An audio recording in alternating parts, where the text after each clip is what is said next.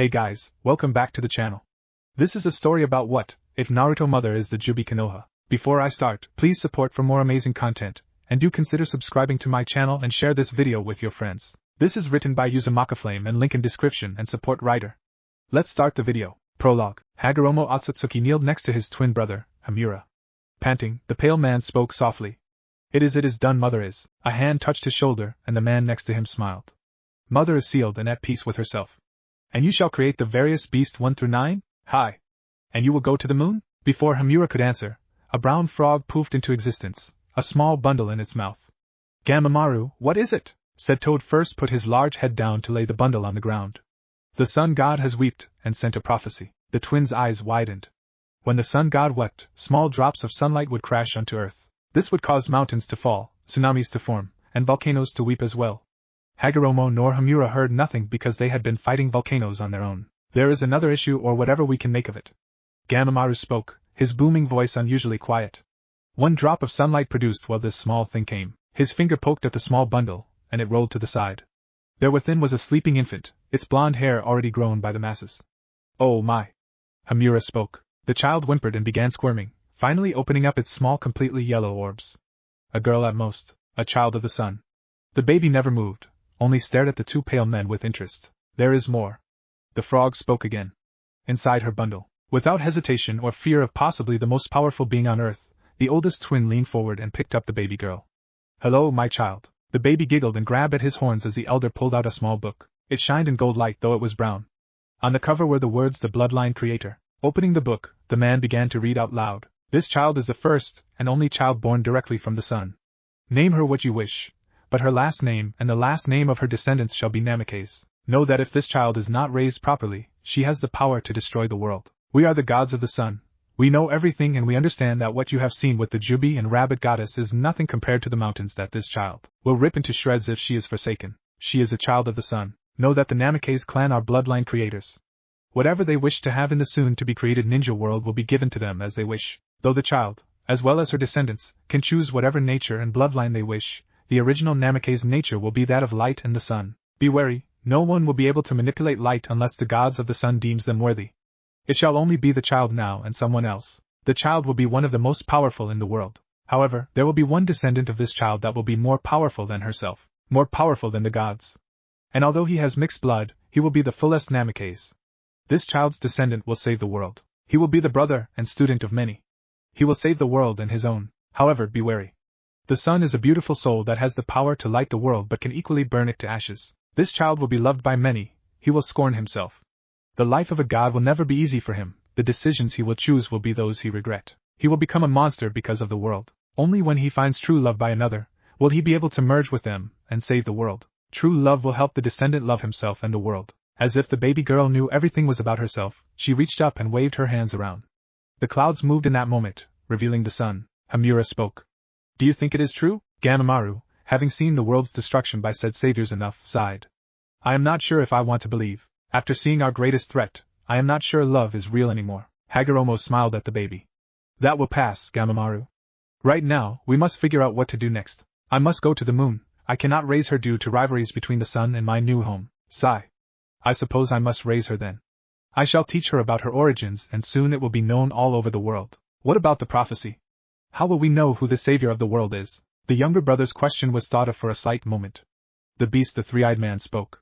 She will be the first and only host of the nine-tailed beast. When the prophecy child is born, the nine tails will instantly go to him or her. Then it is settled. However, none of us will be alive to know. The prophecy will be found by someone else. The toad of Mount Mayaboka nodded.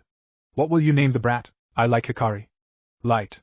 Namikaze Hikari will be her name. The baby giggled at the name. Hagoromo shook his head. The strongest being on the planet right now was nothing but a small infant. Many years later, Jisan, a small girl with a blonde ponytail, called to the man next to her. Who are those people? The people looked weird. Most of them had blonde hair and they looked like they were glowing from afar. The man smiled as he watched different clans arrive in the village. Those people are the direct descendants of the first Namikaze, Tsunade-chan. They have come to live in Konoha. What do they do, Hashigigi? A not-so-tough question, but a hard explanation. Everything. Everything? There was clear disbelief in the girl's voice. Hi. They can mold their chakra into anything they want. While a Namikaze's parents may have lighting release, the child can use the energy of the sun to have any other release. They can choose clay, earth, they can even choose their own dojutsu. Wow! Are they strong? Very. But they are humble and not power-hungry at all. In fact, there has only ever been one who was bad. That's a story for later. And they'll be staying with us forever? Hashirama Senju thought about the prophecy and stared at the small Namikaze family greeting everyone nicely. This is Konoha. They will. I promise. Tsunade jumped up and down. Yay! While she jumped with joy, Hashirama caught the eye of Namikaze Hikari's old son. The man bowed to the Hokage and returned to his family. Hashirama really hoped that the prophecy was correct. He did not need another world war without a savior. Life was weird for Uzumaki Kushina. Though, she supposed that had something to do with the fact that she married Namikaze Minato. The habanero had just given birth to her fifth son, and this day, January 19th, would be called odd and would have frightened her if it didn't happen before. But she had just given birth to a Namikaze. She was used to it. The new addition to her family lay soundly next to her, his small whimpers expressing how much he was unaware of this new world. He wouldn't open his eyes for fear of being frightened. So he cried for comfort and warmth. Kushina laid down next to the child. It's all right, Gaara. Mommy's here. She soothed to the only infant. Gaara, the child, immediately stopped crying and opened his eyes. The pale green orb stared at the woman in curiosity. Just then, the door opened and Minato, her husband and the fourth Hokage, walked in. Kushina-chan, the one-tailed demon is ready. She nodded as Minato picked up his son. Shikaku will give Gaara no problems. Looking at the baby, Minato gasped. My god, he's beautiful. Same color hair as yours. The ceiling will take no toll as Shikaku is willing. Kushina smiled and kissed the child's whose life was shaped before birth forehead. The same thing happened 5 years ago to Naruto.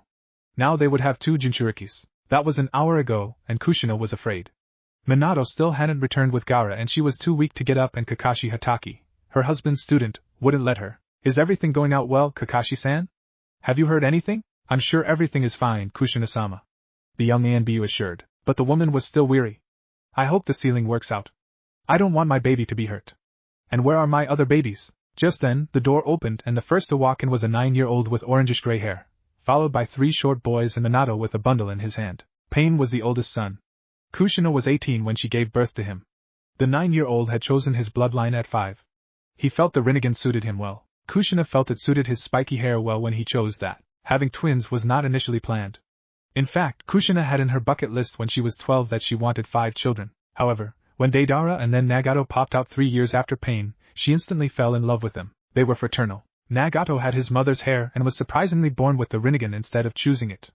Deidara looked exactly like his father. While Nagato's path was chosen, one that he really liked since he looked like Pain, Deidara had taken a liking to mouths and explosions and art. The blonde child had just woken up one day and went on and on about how he had a dream of having many mouths. Minato encouraged his son to think about the dream to the point where Deidara would spend days and nights in the backyard to mold his chakra into mouths on his hands and chest. Minato was punched and knocked out by Kushina, and Deidara was given many kisses by his mother for doing such all on his own. The next child was an odd one to say the least.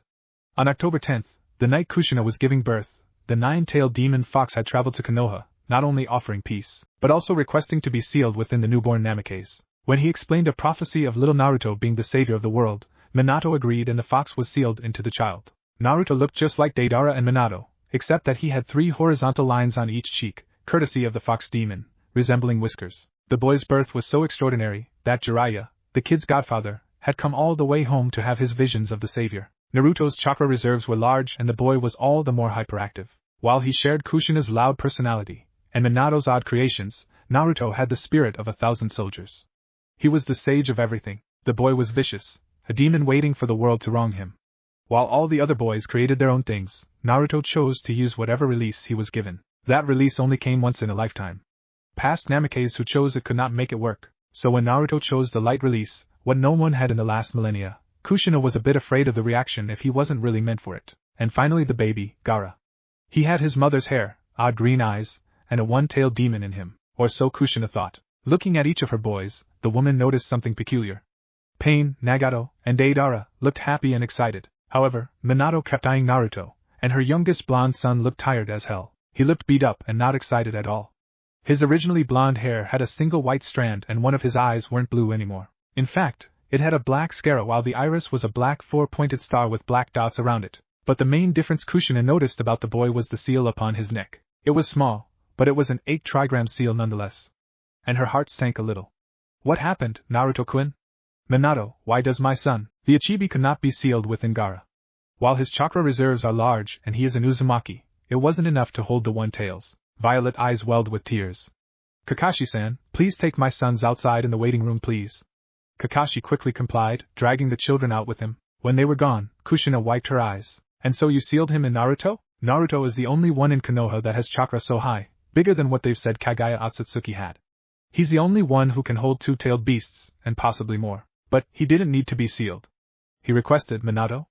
Kushina hissed. Minato shook his head. That isn't the case anymore. While Kyuubi wanted to be sealed within Naruto because of the sun prophecy, the Ichibi is less rational. He would have grown angry and attacked if he wasn't sealed within someone. Tailed beasts requested to be sealed into a newborn or a pure soul so that they were not forced to be weapons. The one-tails would have attacked for fear of being sealed by a monstrous human, and Minato chose not to sacrifice anyone's child. Did you see how tired Naruto looked? He looked ready to collapse. Kushina was crying and she didn't like this. Her sons were supposed to happy not tired looking. Minato put his head down. I was watching him. The seal just happened and Naruto knows, so he's going to be tired the first few days. I just don't want him to feel like we're using him for what he is. He's a smart kid, you know. And the villagers, they're so dense. They will fear him. They will hate him. Minato walked over to his wife and kissed her head. As long as we're here, he will be fine. You promise? Yes. Now let's see Gaara. Minato walked to the door and opened, using his hand to motion someone forward. In walked her sons and Kakashi, who handed the child to Minato, and said he would be posted outside. Naruto was the first to move forward. The 5-year-old steps were weary and Kushina found it hard to get used to this new eye. Kaa-san, are you okay? Gaara is fine if that's what you were worried about. The woman closed her eyes to stop her tears. Gaara was fine, but Kushina was only worried about him. I'm fine, Naruto-kun, are you feeling okay? I think I'm fine, mommy. I met Gaara. Did you know that he looks like a girl? That made everyone laugh. Yes. I was very much aware, Naruto-kun. She then looked at Minato. Can I hold him? Of course. Gaara was placed into her mother's arms once more and all the boys moved around to see. He has the same color hair as you, Kaa-san. Nagato spoke. But his eyes are green. Does he have a pee-pee like me? Deidara asked. Big brother Pain, do you like him? He looks like mommy? Naruto asked his brother. I think he's very handsome and he will be the best younger brother we will ever have. After you of course, Naruto. Suddenly, Naruto's face became impassive, but his eyes filled with tears. Does this mean I'm not the baby anymore? Kushina frowned.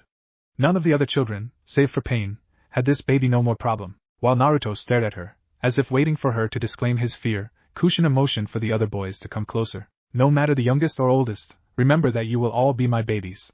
Gaara is only the youngest of my babies. You hear me? I don't care if you're 300, you'll still be my baby. Nagato giggled as did the others and said that's impossible, Kaa-san. The woman disagreed. Nothing is impossible when you are all Namikaze. And look, so is your brother. Gaara opened his tiny eyes again. The first people she saw were her mother and brothers, although she had no idea yet. Naruto smiled. His hair is really red, like the burning sun. Kushina smiled. Of course. Gaara began yawning so she decided to focus her attention on the other boys. Pain and Nagato, have you been doing well in your training? I know it's hard when there is no other with the Rinnegan in this village, but luckily Jiraiya-sama knows much about them. Pain answered. It is well. I am doing great, and I have began to help Nagato more with his. I am mostly done with mine since I'll be graduating in 3 years. I will learn more later. Nagato nodded to that. Pain was a genius. He would most likely graduate the academy early and skip Chunin rank. He had always been that good. And you Deidara with your art? Her son giggled. My explosions are getting better and better. I can even expand now, mommy. Kushina giggled back. Deidara was obsessed with explosions. Minato took the time to make a steel field for him to practice. Usually, Naruto would help him until the boy started his own ninjutsu and chakra training. And Naruto, I know you're excited about beginning your training in a few days. Naruto lifted his fist in the air, but it was tired and took his strength. Yes. And then, I'll be a prodigy just like Pain and then the greatest Hokage ever. Everyone laughed. It was indeed true about the Namikaze clan. All of her sons were prodigies. Children entered the academy when they were 6 and Naruto had yet to join. All his brothers were the prodigies of their classes. While Pain was the top student in his own class, Nagato and Deidara shared the title. They were always trying to one-up each other in a complete brotherly way. Naruto would be the same, for he was the same age as Uchiha Sasuke. The boys had yet to meet each other, but they were both considered prodigies in Konoha due to their families. Hopefully, Gaara would be so too. Kushina woke to the sound of nothing. And that terrified her. Where was Naruto's loud shouting? Some sort of explosion in the nearby field? Where was Pain and Minato waking her up? Where the hell was Nagato to tell her about the latest book he read? Hell, even Gaara was quiet, and he was a newborn baby. It didn't take anything for her to jump out of bed. Nagato, sweetie? Kids? Opening the nursery's door, she fell silent and smiled softly. There were her boys and girl. Pain was sitting on the floor, leaning against the crib, as Gaara sat in his arms chewing on a teddy bear's head. The other boys were sitting around him as they spoke in soft whispers. Can I hold him next? Naruto asked. Naruto, you're too young. But I'm only 1 year younger than Deidara and Nagato and they get to hold Gaara-chan. Pain sighed.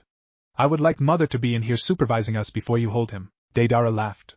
Yes, sometimes you act like a baby, Naruto-chan, said Boy growled to the point where his fangs grew in. I'll tell you what.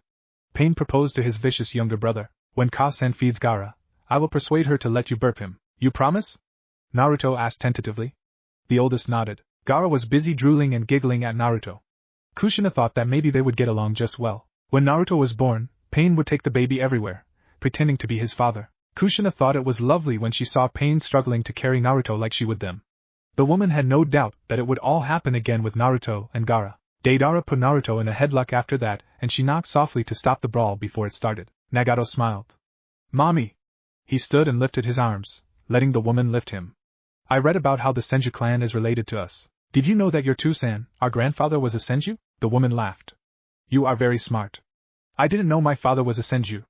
Smarty pants. Of course you did, but sometimes kids needed that motivation to keep doing what they did. Nagato was a smart kid, IQ close to that of Inara's. As was Naruto, no matter how ditzy he acted. Deidara walked over then, and she leaned down to kiss his cheek. Why weren't you training with your explosions this morning, sweetie? I didn't want to scare Gaara and you look sleepy. He smiled. Ah, you're so considerate. She then looked at Naruto. You weren't screaming or attacking anything in the house this morning. More of a statement than a question. Every morning, she and the others would wake to Naruto biting or scratching on something. There was one time she found Naruto attacking a tree because he had run past and cut himself on a branch. Unfortunately, the tree didn't make it. Naruto was, in a word, an animal. He was viscous either because of ancestors or demons within him. I couldn't sleep, Mommy. Shikaka and Kurama were up all night bickering about nothing, the young boy said sheepishly, probably wondering if his mother saw the almost brawl of he and Deidara. Kushina frowned. Based on his first name basis status, it seemed that Naruto got along just fine with his two-tailed beast. Only problem was they didn't get along with each other. Letting her animal pass this one time, she turned to Pain after Nagato was let down. You shall be my little helper. I'm proud of you for taking care of Gaara while I was asleep. She leaned down and kissed his cheek. He blushed and thanked her. Pain was growing up, she noticed. She didn't want that. She didn't want any one of them to grow up. I hope you all brush your teeth. They nodded and everyone turned to Naruto. Naruto? But food is nasty when my mouth tastes like toothpaste. And Tusan is cooking ramen for breakfast. He whined. Karen giggled. Go brush your teeth. She said. Naruto stomped. But Ka-san. Kushina's hair flew up in the air and her fist balled up. Listen, you little brat. You go brush those teeth right now or so help me, I will put you through the shredder. While Pain, Nagato, and Deidara were usually calm, they still had their mother's blood. To say, Minato witnessed all of his sons, at some point or another, in their animalistic ways just like their mother. Naruto ran out the room giggling, and his brothers shook their heads. They all hoped Naruto had the light release. It would give the dimwit something to do. Namikaze Naruto was a dim-witted genius and a soon-to-be prodigy just like his brothers. The 5-year-old would begin his training with the most elite ninja in all the villages. The boy was perfect. Father was the 4th Hokage, his mother was the red-hot habanero and an Uzumaki. Older brothers were all prodigies in their own ways. He had two-tailed beast within him, one being the strongest demon alive, and he was going to be trained by Konoha's elite ninja. There was absolutely nothing wrong with fucking shit. For Kami's damned sake. Except for the matter, at such a young age he cursed like a sailor.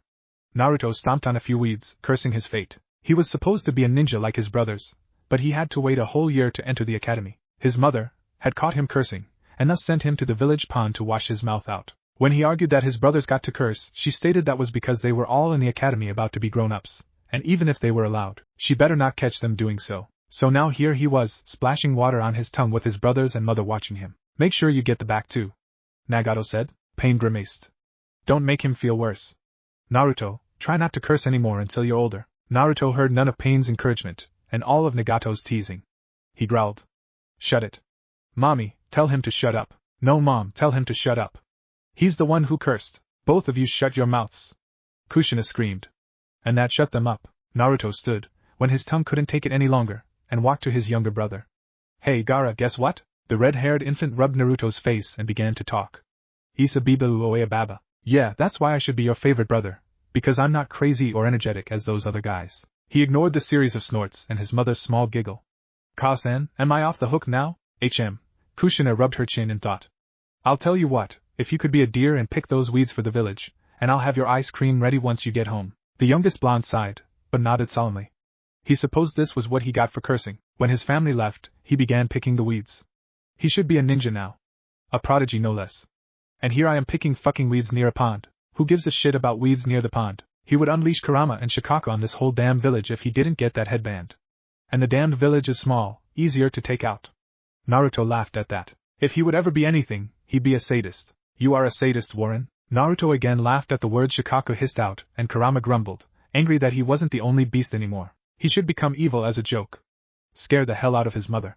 People only believed Kushina Uzumaki was scary because of her attitude. Unlike him, Naruto was a kid whose destiny was shaped before birth. If Kushina was an animal, then Naruto was a demon that hell refused to keep. There were obvious sadistic moments where everyone was particularly afraid of Naruto. The boy, as the prophecy said, was to be a god at most. He would be so even more when he began training. Or watch out. His thoughts were cut out by another voice and a stone smacking his left eye. The pain was excruciating. It may have been a small rock, but it traveled fast, and it probably left a dent in his fucking head. Shit! A hand touched his shoulder. Gomenasai. Are you alright? The person who touched his shoulder was a boy around his age. Black eyes, black hair, black clothing.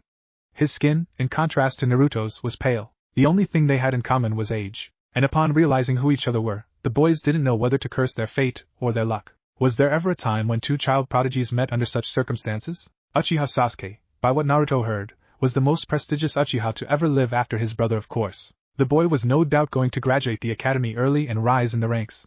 The kid was a genius. Namikaze Naruto, by what Sasuke heard, was a fucking child god of the world. This boy was destined to save the world even before the danger started. He came from a family of humble bloodline creators. He could have Sharingans all over his body if he wanted. To top off his image, it was heard that Naruto was brutal, a sadist, less of a I don't know my limit and more of a I don't have one child. The raven smirked in a smug manner. It seems that it was a good thing I hit you and not anyone else, Naruto growled, unaware that he was taking his fox's chakra to look more vicious. His teeth grew into fangs. You got something against me or something? Fuck training. Naruto could use the fox now and kill this asshole. The other boy smirked. Saying or something really defeats the first something. I don't care what I said, I'll kill you. Naruto got on all fours, ready to pounce. Sasuke was doing a good job staying calm, although the prodigy was shuddering on the inside.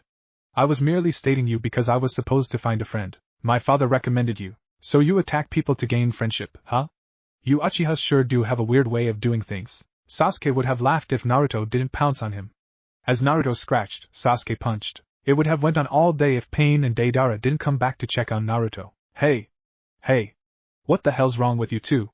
Naruto, Dad is going to kick your ass. Naruto growled more as Pain pulled him off of Sasuke. The Uchiha started it. He threw a rock at me. I did not. I was skipping them, and you got in the way. Sasuke was angry for the first time. If his father saw, he'd go on and on about how this was so un-Uchiha-like. Pain growled at them both. I don't want to hear it. Both of your fathers are best friends and there is going to be hell to pay when they see you guys. Deidara looked at Sasuke for a moment, and walked slowly to Naruto. Look at you.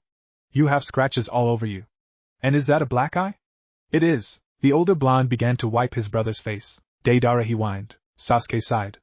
All he wanted was to be his friend. I never want to see you again, Naruto growled.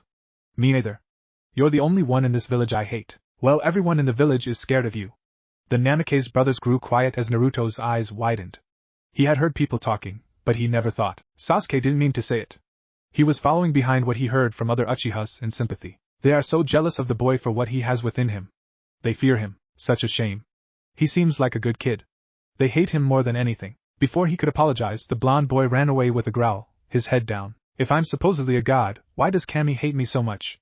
This was Naruto's thought as the Uchihas walked into their living room. The boy knew he was over-exaggerating, but he just didn't like Sasuke's attitude, which was why the two sat glaring at one another at dinner, Gaara in Naruto's arms trying to get his attention and Sasuke trying to get Itachi to help. To top it off, Minato and Fugaku were glaring at their sons respectively, finding out by Pain the incident and fight that occurred hours earlier. Nagata leaned over to Naruto. Dad's going to kick your ass if you don't stop glaring and interact instead. I don't like him. He thinks he's so cool. Sasuke was thinking the same thing. Who the hell did Naruto think he was? So, I hear that Naruto is starting his training tomorrow. Minato nodded at his best friend. Hi, Fugaku. He will be getting trained by Kakashi, and I will have some other jounin there to help with the possible affinities he may have. So, has Sasuke-kun started? Just the basics, he will begin meditating tomorrow. That's good, maybe they can train together. Minato kicked Naruto under the table lightly when the boy groaned unpleasantly at his suggestion. May even become best friends like you and I. Fugaku did the same thing to Sasuke when the boy sighed loudly. Sounds like a plan. While the adults spoke about their prodigies, Minato his current 4 and Fugaku his 2, Naruto decided to give Gaara to his mother and sit in the backyard. He wondered, was this some sort of self-deprecation or was he just taking things out of proportion? It was always prodigy this and god like that, and if from the villagers, he couldn't be trusted. He just wanted to be a normal kid. The boy believed if the village wouldn't see him as normal, he'd just have to be Hokage. That way, he'd be who he really was, someone who worked hard to get where they were. Naruto's mind was so far in that he hadn't noticed the boy come behind him. I apologize.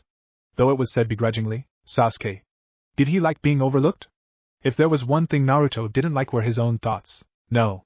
In fact, I hate it. The raven sat beside him. I haven't even fully trained, but they all think I'm something just because of my clan. Well, I hate it as much as you do.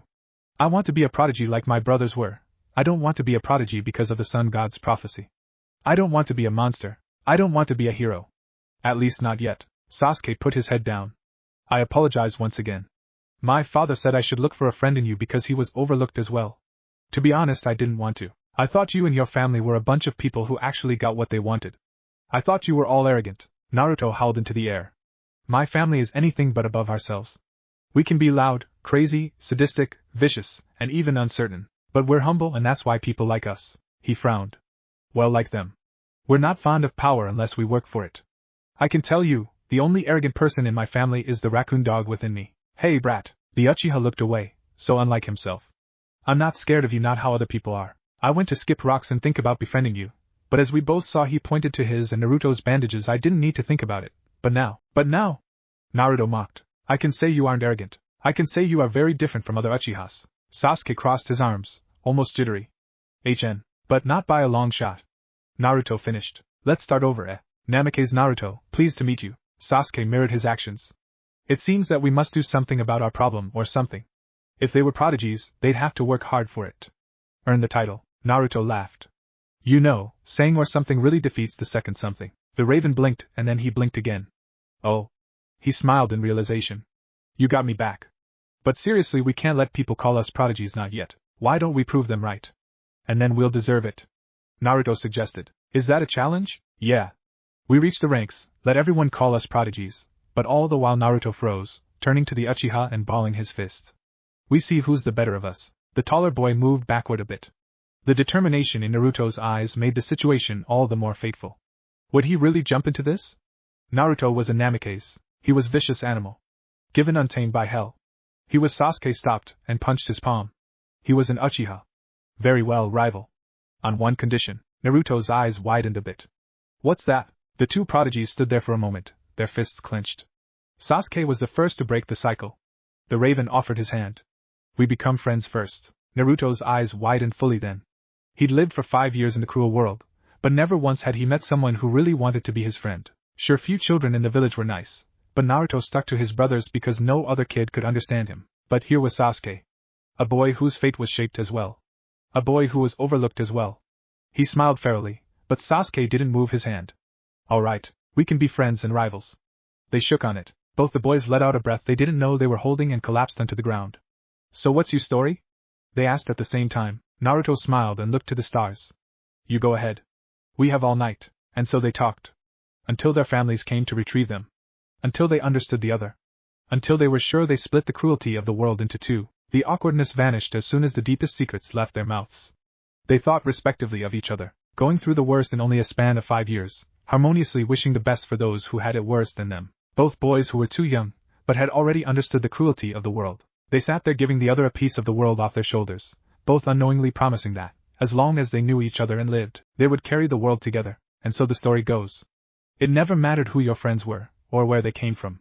Hell, they could come out of the sky and scare the shit out of you, or in this case, be a prodigy looking to hit another in the eye with a rock. That night, two boys stopped believing that bonds could only be forged with love from the other, or even similarities of likes. They believed that when you allowed someone to bear your burdens, a deep friendship is formed. A bond forged by the pains but kept strong by their love for others to keep going. They could look at other village children and say we are the kids your parents warned you about because we are too smart. We are the boy who is overlooked, but shoulder to shoulder with his best friend. We know too much about the world, so you can never understand us. And that is what could be believed until their dying breath. While praying, like hell, that it was not just a dream, Naruto frowned while panting rapidly in his backyard. What he found out today broke his heart. He wasn't good enough, and that broke him. While the boy knew everything he needed to about the world, Naruto was unable to actually mold and bring out his chakra. Something was blocking his flow. While he was originally supposed to be trained by Hatake Kakashi, Sarutobi Asuma, and Mado Gai, he could only be trained by the last man due to his advanced taijutsu. Kakashi and Asuma told his father that Naruto would have to train harder maybe for another year before they could train him, hence the reason the child remained in his backyard, training all day, and still nothing was working. You're not getting anywhere moping around. Naruto whipped his head around, finding Pain standing there with his arms crossed. Pain was always the rational one, and as the oldest, he was someone Naruto really looked up to. While the other boys usually teased him and fought with him, Pain was the ultimate older brother. He looked out for Naruto and taught him everything, gave him hints on anything. He was Naruto's idol, his teacher in everything, so when Pain scolded him, which was unusual, the blonde felt ashamed. Naruto stood straighter. I know. He mumbled. Pain sighed and walked closer. What's the problem? This morning, I wasn't able to finish the tree walking exercise and Kakashi and Asuma assumed that I wasn't able to manipulate it. They told me Gai-sensei would only train me. Pain's fist tightened unconsciously. They brushed you off? He asked in a tense tone. I think so. Naruto mumbled, growing weary to his brother's infuriated Rinnegan. But then again, I understand I can't even use my chakra like they do. No, Pain said sharply. Naruto, you must never degrade yourself because of the opinions of others. It was Asuma and Kakashi who didn't try hard enough. Naruto stared in awe as his brother continued. I was bad when I first began too. Mismatched orbs widened. Really, Pain? He didn't believe it. Pain was the strongest of anyone. The 9-year-old nodded. Yeah. My chakra control was so horrible that I didn't balance it until the second week. Deidara and Nagato until the third. You could surpass us. I'll give you a hint. As half Uzumakis, we have too much chakra. In order to complete a balance exercise, you'd have to use the smallest amount of chakra. Why, Nai-san? Naruto was practically leaning on the table. Pain was the oldest and coolest to Naruto. A small amount of our chakra is like the mid amount for those who have average amounts. You have so much more. You remember the stories of the rabbit goddess. Well, you have more chakra. Wow. Pain pointed to a tree. Gather a very small amount of chakra to your feet and run up that tree. So small that you won't be able to feel it. Naruto nodded as they walked closer to the tree. Emitting chakra to his feet, a small amount too, Naruto ran up the tree.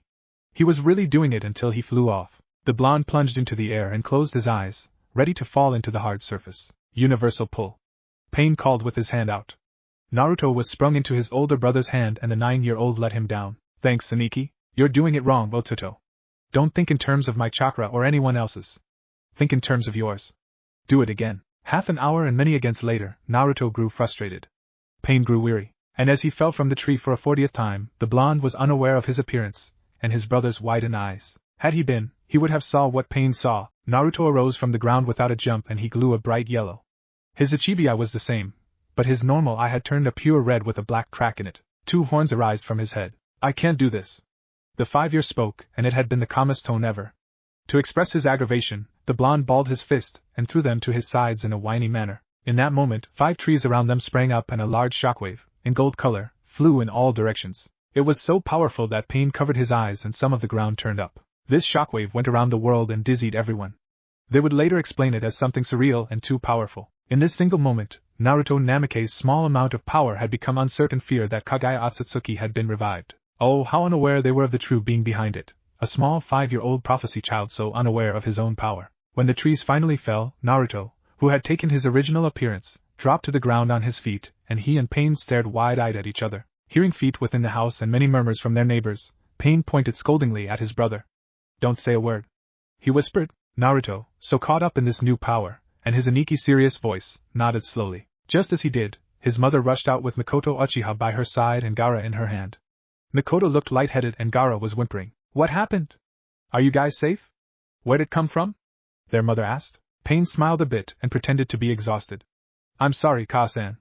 I had no idea my almighty push would be that powerful. I used most of my chakra to show Naruto, and it got to me. Kushina looked at Naruto, who nodded quickly in agreement. That was powerful. Just be careful then. Your brother is out here. Pain reassured her, and the women walked inside. Naruto watched as his brother breathed out. Naruto, because of what you just did, you can never get angry again. At least not until you control this new power. But can I tell Kakashi and Asuma so they can train? No. By the dejected look on his brother's face, Pain realized he had said it too harshly. Thus, he crouched down to the blonde's level, and said in a softer tone, you must never tell anyone about your abilities, Naruto. At least not until you get older, and you can defend yourself. Why? Naruto asked, already engaging in the secret. Because people may be afraid of you and try to use you as something you are not. Naruto didn't understand that part, but he idolized Pain. Whatever his Aniki said went. And he would keep this a secret, from now on. Only I will train you. Only you and I will know about this. I've read some books on this power that you have. Tell no one, Naruto, not father, mother, guy, not even Sasuke. Understand? Understood. Naruto stated. Pain moved back and crossed his arms. Run up the tree again and again until you get it right, and so the 5-year did. He did it again and again until finally, he was able to stick upside down on a tree branch. Even so, Pain made him do it again and again. This way, he really knew how to balance it. Naruto smiled down at his brother. Look, Aniki, I'm doing it. Pain smiled. Good. It seems Kakashi and Asuma were wrong. They never knew how to train you properly. Only family does. Now get down here, so we can see what elements you have. Naruto flipped down and landed in a crouched position before his brother, who already had paper out. This is how you're going to find out what jutsu you will use and how I will teach you. What do I do with it? Hold it, and emit some of your chakra into it. Pain commanded. Naruto did as told, and they waited for a moment. Nothing happened. Seems Lee. The paper split into 3 sections, wind. One section crumbled while another dampened, lightning and water. The last section was a Kekei Genkai. It shined a bright yellow and burst into debris, light. While Pain held no surprise, Naruto was absolutely amazed at his own elements. Light because of the Namikaze. The other 3, wind, water, and lighting, are pretty normal to have, even though wind and lightning are rare in fire country. Wow. Naruto said. You will teach me these, big brother? You know I will. Pain smiled. Yay. Naruto hugged Pain around his waist. You're the best big brother ever.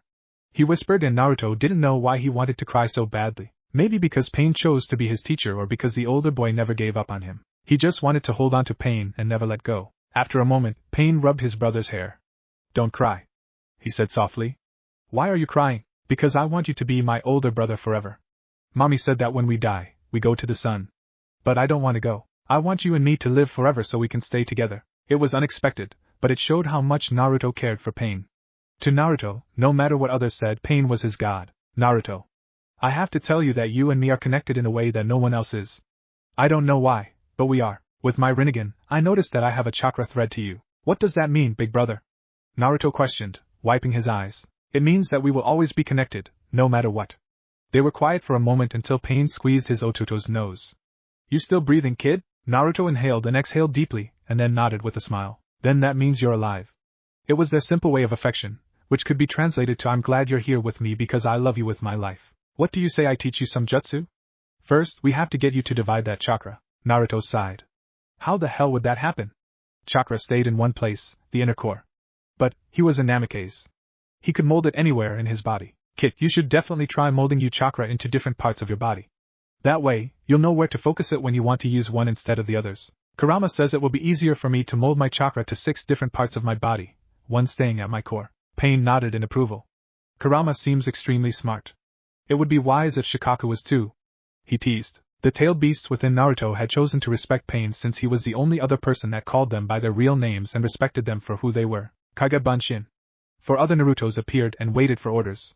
I saw Toussaint perform these hand seals when he was doing paperwork. Turning to the clones, Naruto said, okay, these are the orders Kurama is giving me, and I'm giving you. You. He pointed to a clone. I want you to let go of every part of your body except your left arm. Push your chakra into that. You get the left leg, you will take the right arm, and you take the head. I will focus some on the core. Got that, Tebeo. They yelled at the same time, and soon began. After 20 minutes of staying limp and each clone yelling got it, Naruto nodded. Alright now, I have pushed my different affinities into each of you, making each chosen part remain in that body part. For example, my left leg will only need to be focused on for using water. So on a count of 3, you will all disperse into destined nature, alright. Keep concentrating. Naruto began to count. 1, 2, 3. Nothing happened. The left leg, water, clone stood up straight and smiled mischievously at Pain. Well, I guess we aren't a prodigy after all. His sentence was not finished since he burst into water. Next the head clone turned to small piece of debris, his remains blending with the ground. The clone that focused mainly on his right arm turned to leaves and blew in different directions. The final clone, the left arm, took some time, but gained all attention. How would a fatal blow of light look if Naruto ever used it against someone? The clone closed his eye as a ray of sunlight gleamed upon him. He grimaced and his body began to crack. After cracking, pieces of the body began to fall off, showing light within his body, until he burst into orange flames. Even Naruto was awed. Fucking wow. He whispered. A finger hit the back of his head. Your mouth, Ototo. Sorry. I'll watch it. I think it would be best for you to begin with water and wind-based jutsus this year. But first, I'm going to be teaching you Namikaze taijutsu. Now that we know your affinity is light, Guy won't need to be teaching you. He then proceeded to hand the child 4 bracelets. These are weight bracelets. Put one around both your ankles and wrists. I want you to run around this field twice. By timing you, I can see what weights are for you. Pain lifted Naruto's small legs and placed the weights. These bracelets are 2.5 pounds each, thus adding 10 pounds onto your body. There you are. 2 laps, soldier. Up and at him. Just as the blonde started, the orange-haired boy stopped him. And Naruto. You are not allowed to push chakra into your feet. Determination filled the boy's eyes, a challenge accepted, and he took off. His brother smiled triumphantly, knowing how to make the gods' training worthwhile. After a whole minute and 20 seconds, Naruto returned, having gone around twice. He was hardly panting. Pain eyes narrowed teasingly and he put 4 6-pound bracelets on the blonde, giving the boy 24 extra pounds. If it is a challenge he wants, it is a challenge he will get. After exactly 2 minutes, Naruto was done. Does your body heart? A sweaty, panting Namikaze wearily nodded. Good. This will make you faster. Let's move on to taijutsu. Pain put a fist before his jaw and another right below his nose. This is the Namikaze fighting stance. It may look vulnerable, but it is a sign of misdirection. It can only be used for someone who has light release. Really? Hi, Naruto. Look in our library and you will find all kinds of scrolls. However, you must have an advanced level of Fuinjutsu to go in or have Namikaze or Uzumaki blood. Try this stance. The prophecy child complied and when he did, Pain explained more. When I try hit you, I want you to form an X with your fist and forearms. Pain reached his fist forward softly, because he knew his younger brother wouldn't block. Naruto held his lip. That hurt. Life's greatest lessons are learned through pain, Ototo. Again, Naruto did it again until finally, he was able to make an X with his fists. As soon as he succeeded, a yellow light grew around him. Pain smiled. That is your light release barrier, Naruto. It blocks out taijutsu and short-range attacks. However, it does not work for mid and long-range jutsus. Wow, Naruto and his brother sparred for about 2 hours. There was nothing short of amazing. The older Namikaze stopped, not panting at all. Enough. Your taijutsu is high chunin level. By the end of this year, you should be faster than Tusan and you will have great sparring skills. Let's move on to wind and water-based attacks. After 3 hours of scrolls and lectures, Naruto had learned the hand signs of 6 wind attacks and 4 water. Even then, Pain commanded him to keep practicing. Aniki, my fingers hurt. Naruto stated although he had practiced his jutsu countless times, the boy had lost no vital amount of chakra. Nor did Pain from showing him. Still, the blonde's fingers really hurt. Pain smiled. As long as you're still breathing, I'm fine with that. Naruto smiled, but as he heard yelling from within the Namikaze mansion, probably Nagato and Deidara fighting, his face became confused. Big brother Pain? Why can't I tell anyone about my ability? It was a serious question and Naruto really wanted to understand. He had never seen what he saw today. The orange-haired child sat on the ground. Come here, Kentucky. When Naruto sat next to him, the older boy reached out and placed his younger brother on his lap. I have a story, but you always tell me the stories. Naruto stated, whining a bit. But this time it's a true story. So true, the wind is afraid of it. Oh. What's it about, big brother? It's about lies and demons. How they are within the best of us. It begins with demons. Once upon a time there was humanity. Now what did I tell you about humans? We are never satisfied, Aniki. We constantly fight for our own enjoyment, and because of our own disagreements. Very good. Another thing about humanity is that it is based on lies. Lies have been a human's companion since birth. What does this have to do with me not telling anyone, but you, Aniki? Patience. But since it is nearing night, I can tell you that people pretend to love you, but when they see you for who you are, they will become jealous, weary. They will fear you, and destroy. So please, Naruto, do not reveal anything until I deem you powerful enough to protect yourself. You're my little brother, I take care of you. Naruto thought for a moment. He really wanted to tell everyone because he really wanted to be trained by Kakashi and Asuma. But he supposed Pain was better. Okay, but what does this have to do with demons? Do you remember the stories of our great-great-grandmother? Yes. Hikari Namikaze was the first Namikaze and the only to be sent from the sun gods. She was raised by the Sage of Six Paths and her surrogate brothers were Indra and Ashura. Grandma Hikari spent 500 years of her life traveling and helping the world. By her 500th year, the Sun people sent a man from the sun to rebirth with her. Together they raised their son, who is actually Tusan's grandfather. Hikari risked her life for the Namikaze clan when she was nearly a millennia old. Naruto recited the lessons as if he were in school and Pain nodded. Correct. Do you remember the stories of our grandfather? Do you remember why most of the people in this village may fear you? Because not only does he look like me, but he has my personality. He was jealous of Grandma Hikari, so he used the seal to destroy the whole clan. He was powerful, but she had killed him and herself. Yes, Naruto. No matter what they say, these people will fear you, Naruto. Only I can understand you, but Ka-san and Tusan love me a lot. They don't fear me. Naruto argued softly. Naruto. I have something to tea. Pain cut himself off and looked toward the trees surrounding their backyard. It may seem we have an audience. Out of the bushes, walked Sasuke Uchiha, twiddling with his thumbs and a small blush on his face. Sorry. He whispered indignant. Why? I came to play with Naruto, but I see that he's training with you. Pain smiled and stood. Nonsense. It's always nice for my Otoro to play around as well as train. It's better to have friends. But if people fear me, do I really need friends, Aniki? Naruto questioned, eyeing Sasuke wearily.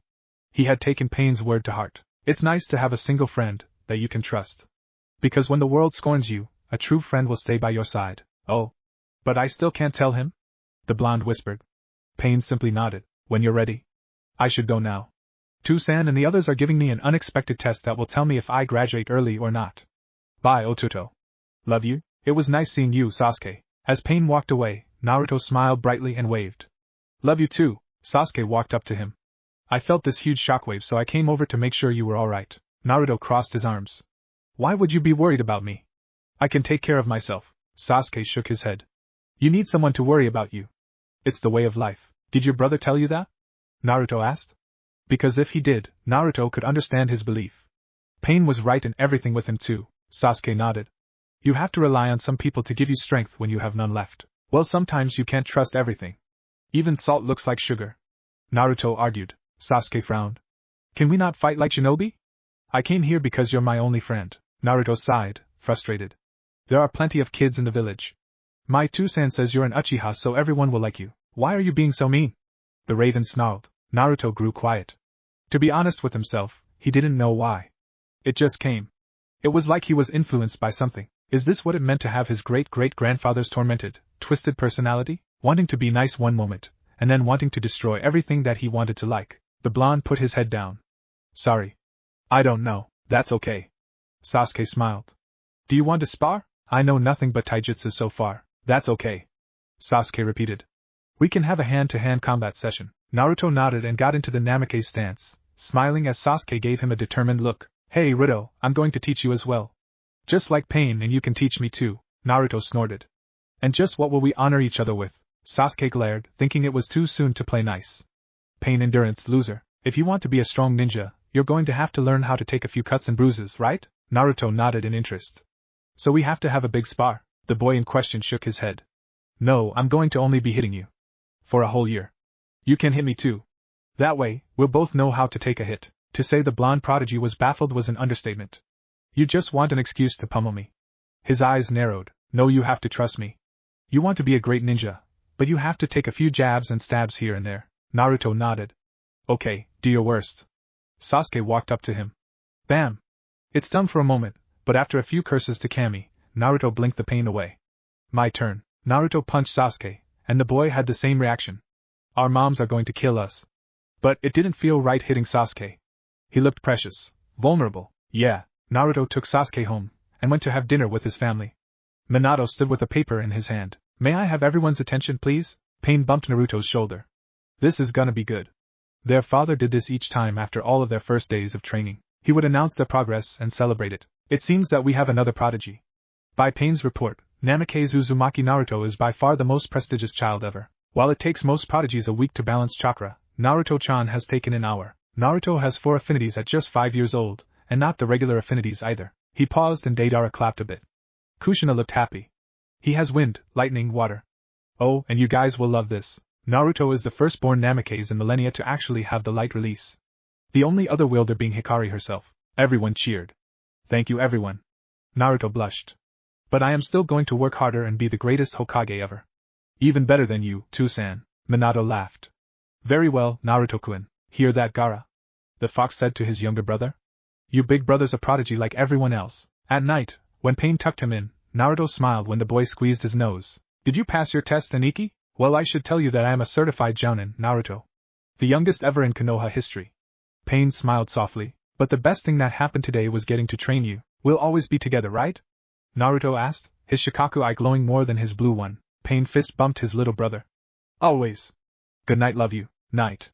Love you too. Pain walked out of the blonde's room, both young children with different thoughts. Good night, Kyubi. Good night, Shikaka.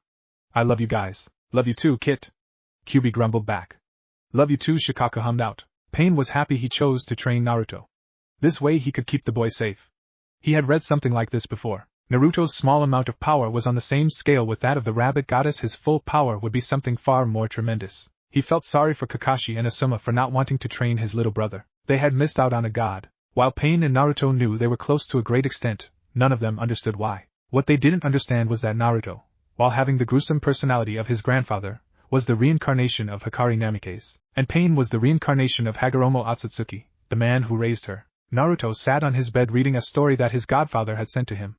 The utterly gutsy ninja was from Jiraiya, a man who taught his father. It had been a whole year, he had just turned 6, and he was finally done with chakra control, for he could now create his water chakra into skates. That was how well he was in chakra manipulation. He now knew the hand seals of 40 water-style jutsus, but he only mastered 38 of them so far. Still, he promised Pain and himself he would keep practicing. He knew 30 wind-style techniques, and he mastered them all. He could honestly say that wind was his best release so far, but he still had 3 more to go. He and Sasuke had grown closer to the point where their rivalry had to be thought hard of. While he was only 6, Naruto had grown urges to protect Sasuke from harm. One time, he had a dream about kissing Sasuke and told Pain all about it. The jounin said that's what was expected. Sasuke was not family, yet he was Naruto's best friend. Pain told him not to think about it too much until he got older. Thinking of Pain, Naruto smiled a little. While Pain was one of the village's top-ranked jounin, he always had time for Naruto, which was why Naruto was getting better and better with controlling his new power. Of unexpected occurrence, Naruto found out that he could fly, teleport without using chakra or energy, and use his hands to rip apart the earth and create shockwaves. And there was something else entirely different that he had yet to conquer. Still, Pain informed him that there was more to come and he just have to be patient. He also said that Naruto was getting more powerful by the day. The two-tailed beast holder ignored his thoughts as his bedroom door was pushed open slightly. In crawled Gaara, drooling all over Naruto's floor. Seriously, Gar? The 6-year-old questioned in amusement. Gaara only smiled as Naruto stood and picked him up.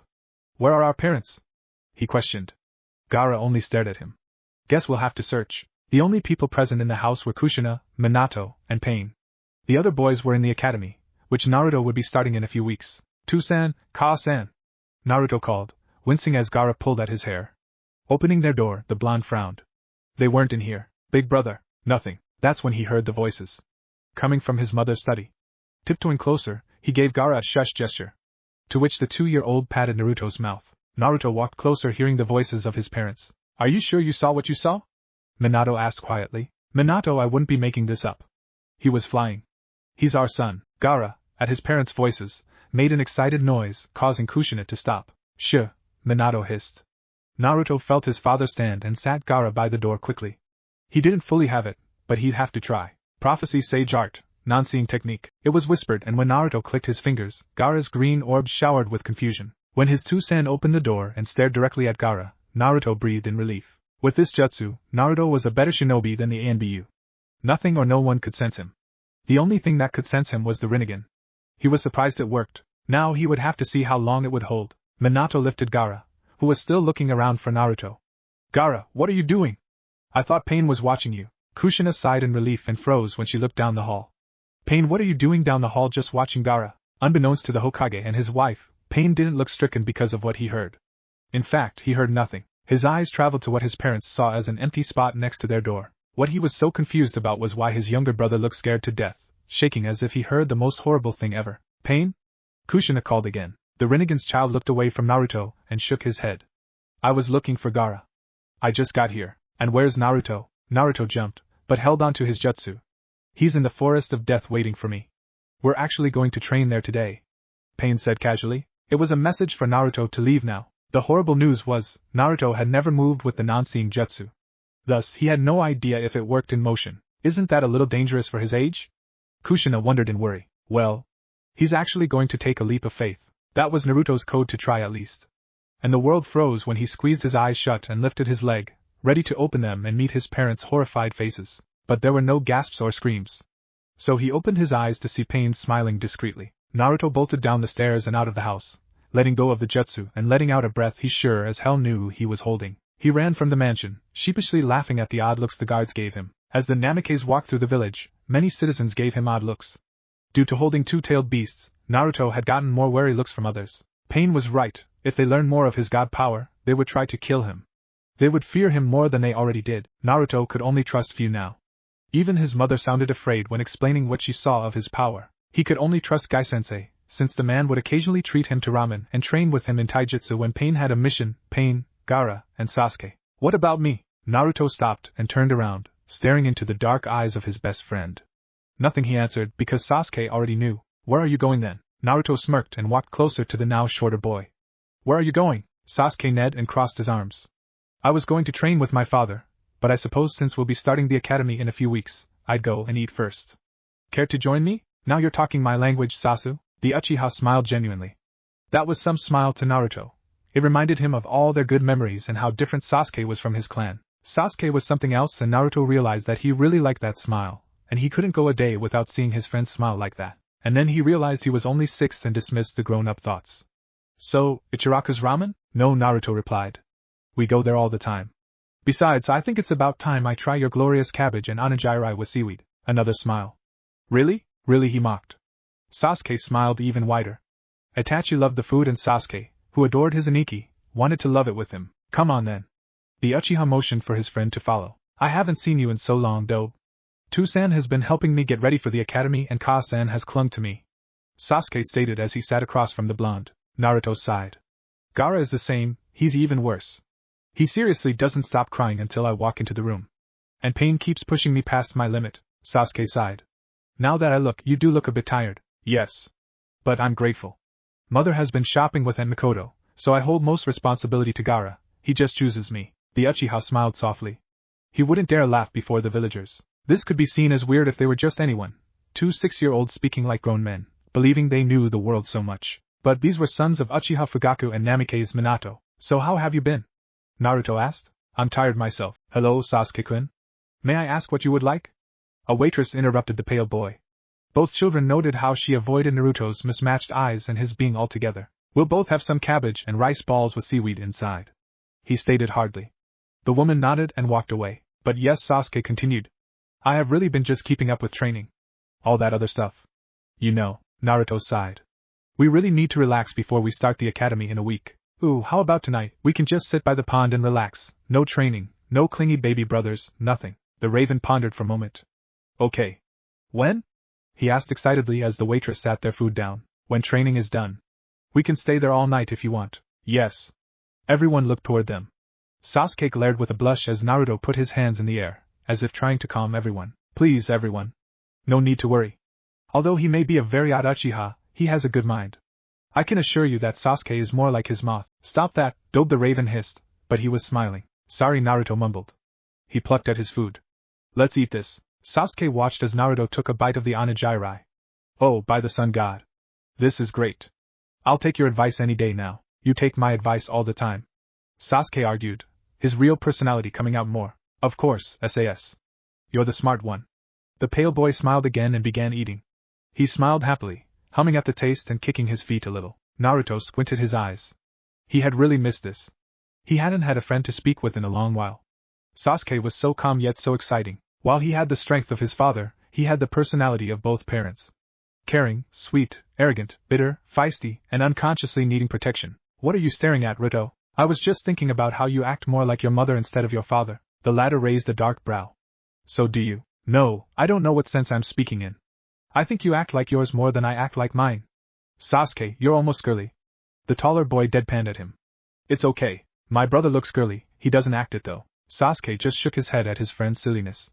Girls are weird. Yeah, but not our moms. Naruto stated. I didn't mean to offend you, honest. It's just I really like your personality. You're so different, and that's why you're my best friend. HN the Raven smiled. Naruto ran quickly to the forest of death. Although he could use no energy by just teleporting into the ground, he wasn't allowed to use any power until Pain deemed him strong enough. When the blonde made it, he breathed heavy as Pain gave him a disapproving look. You're an hour late. And I left my jounin meeting early for you. I should kick your ass. Kami Naruto, I was worried sick. Naruto looked away with a blush. I was having lunch with Sasuke. Then that means Sasuke is getting his ass kicked too by Fugaku. Now get over here. Naruto complied by walking closer to his brother. This'll be a long training day. Because you have vast amounts of chakra. We're starting with Earth Jutsu, so you'll have to focus on your head chakra. Once you master your Earth release, you will have the ability to change the strength and composition of the Earth from being as hard as metal to as soft as clay. That sounds so cool. Then I would really be a prodigy. Pain chuckled. The boy didn't even know he already was. You will also be able to manipulate dirt, mud, and rock. Earth release is strong against water as well. Is that because Earth naturally absorbs water to the point it becomes muddy? Hi. Now watch my hand signs, bro ram dog rat bird. A tunnel hole showed up in the ground. Naruto was ecstatic. How far does it go, Aniki? Pain smiled, glad that the child genius did not know too much, thus making training with him more fun. It depends on how much chakra you put forth. Try it, but don't use much chakra. Naruto complied after practicing the hand signs over.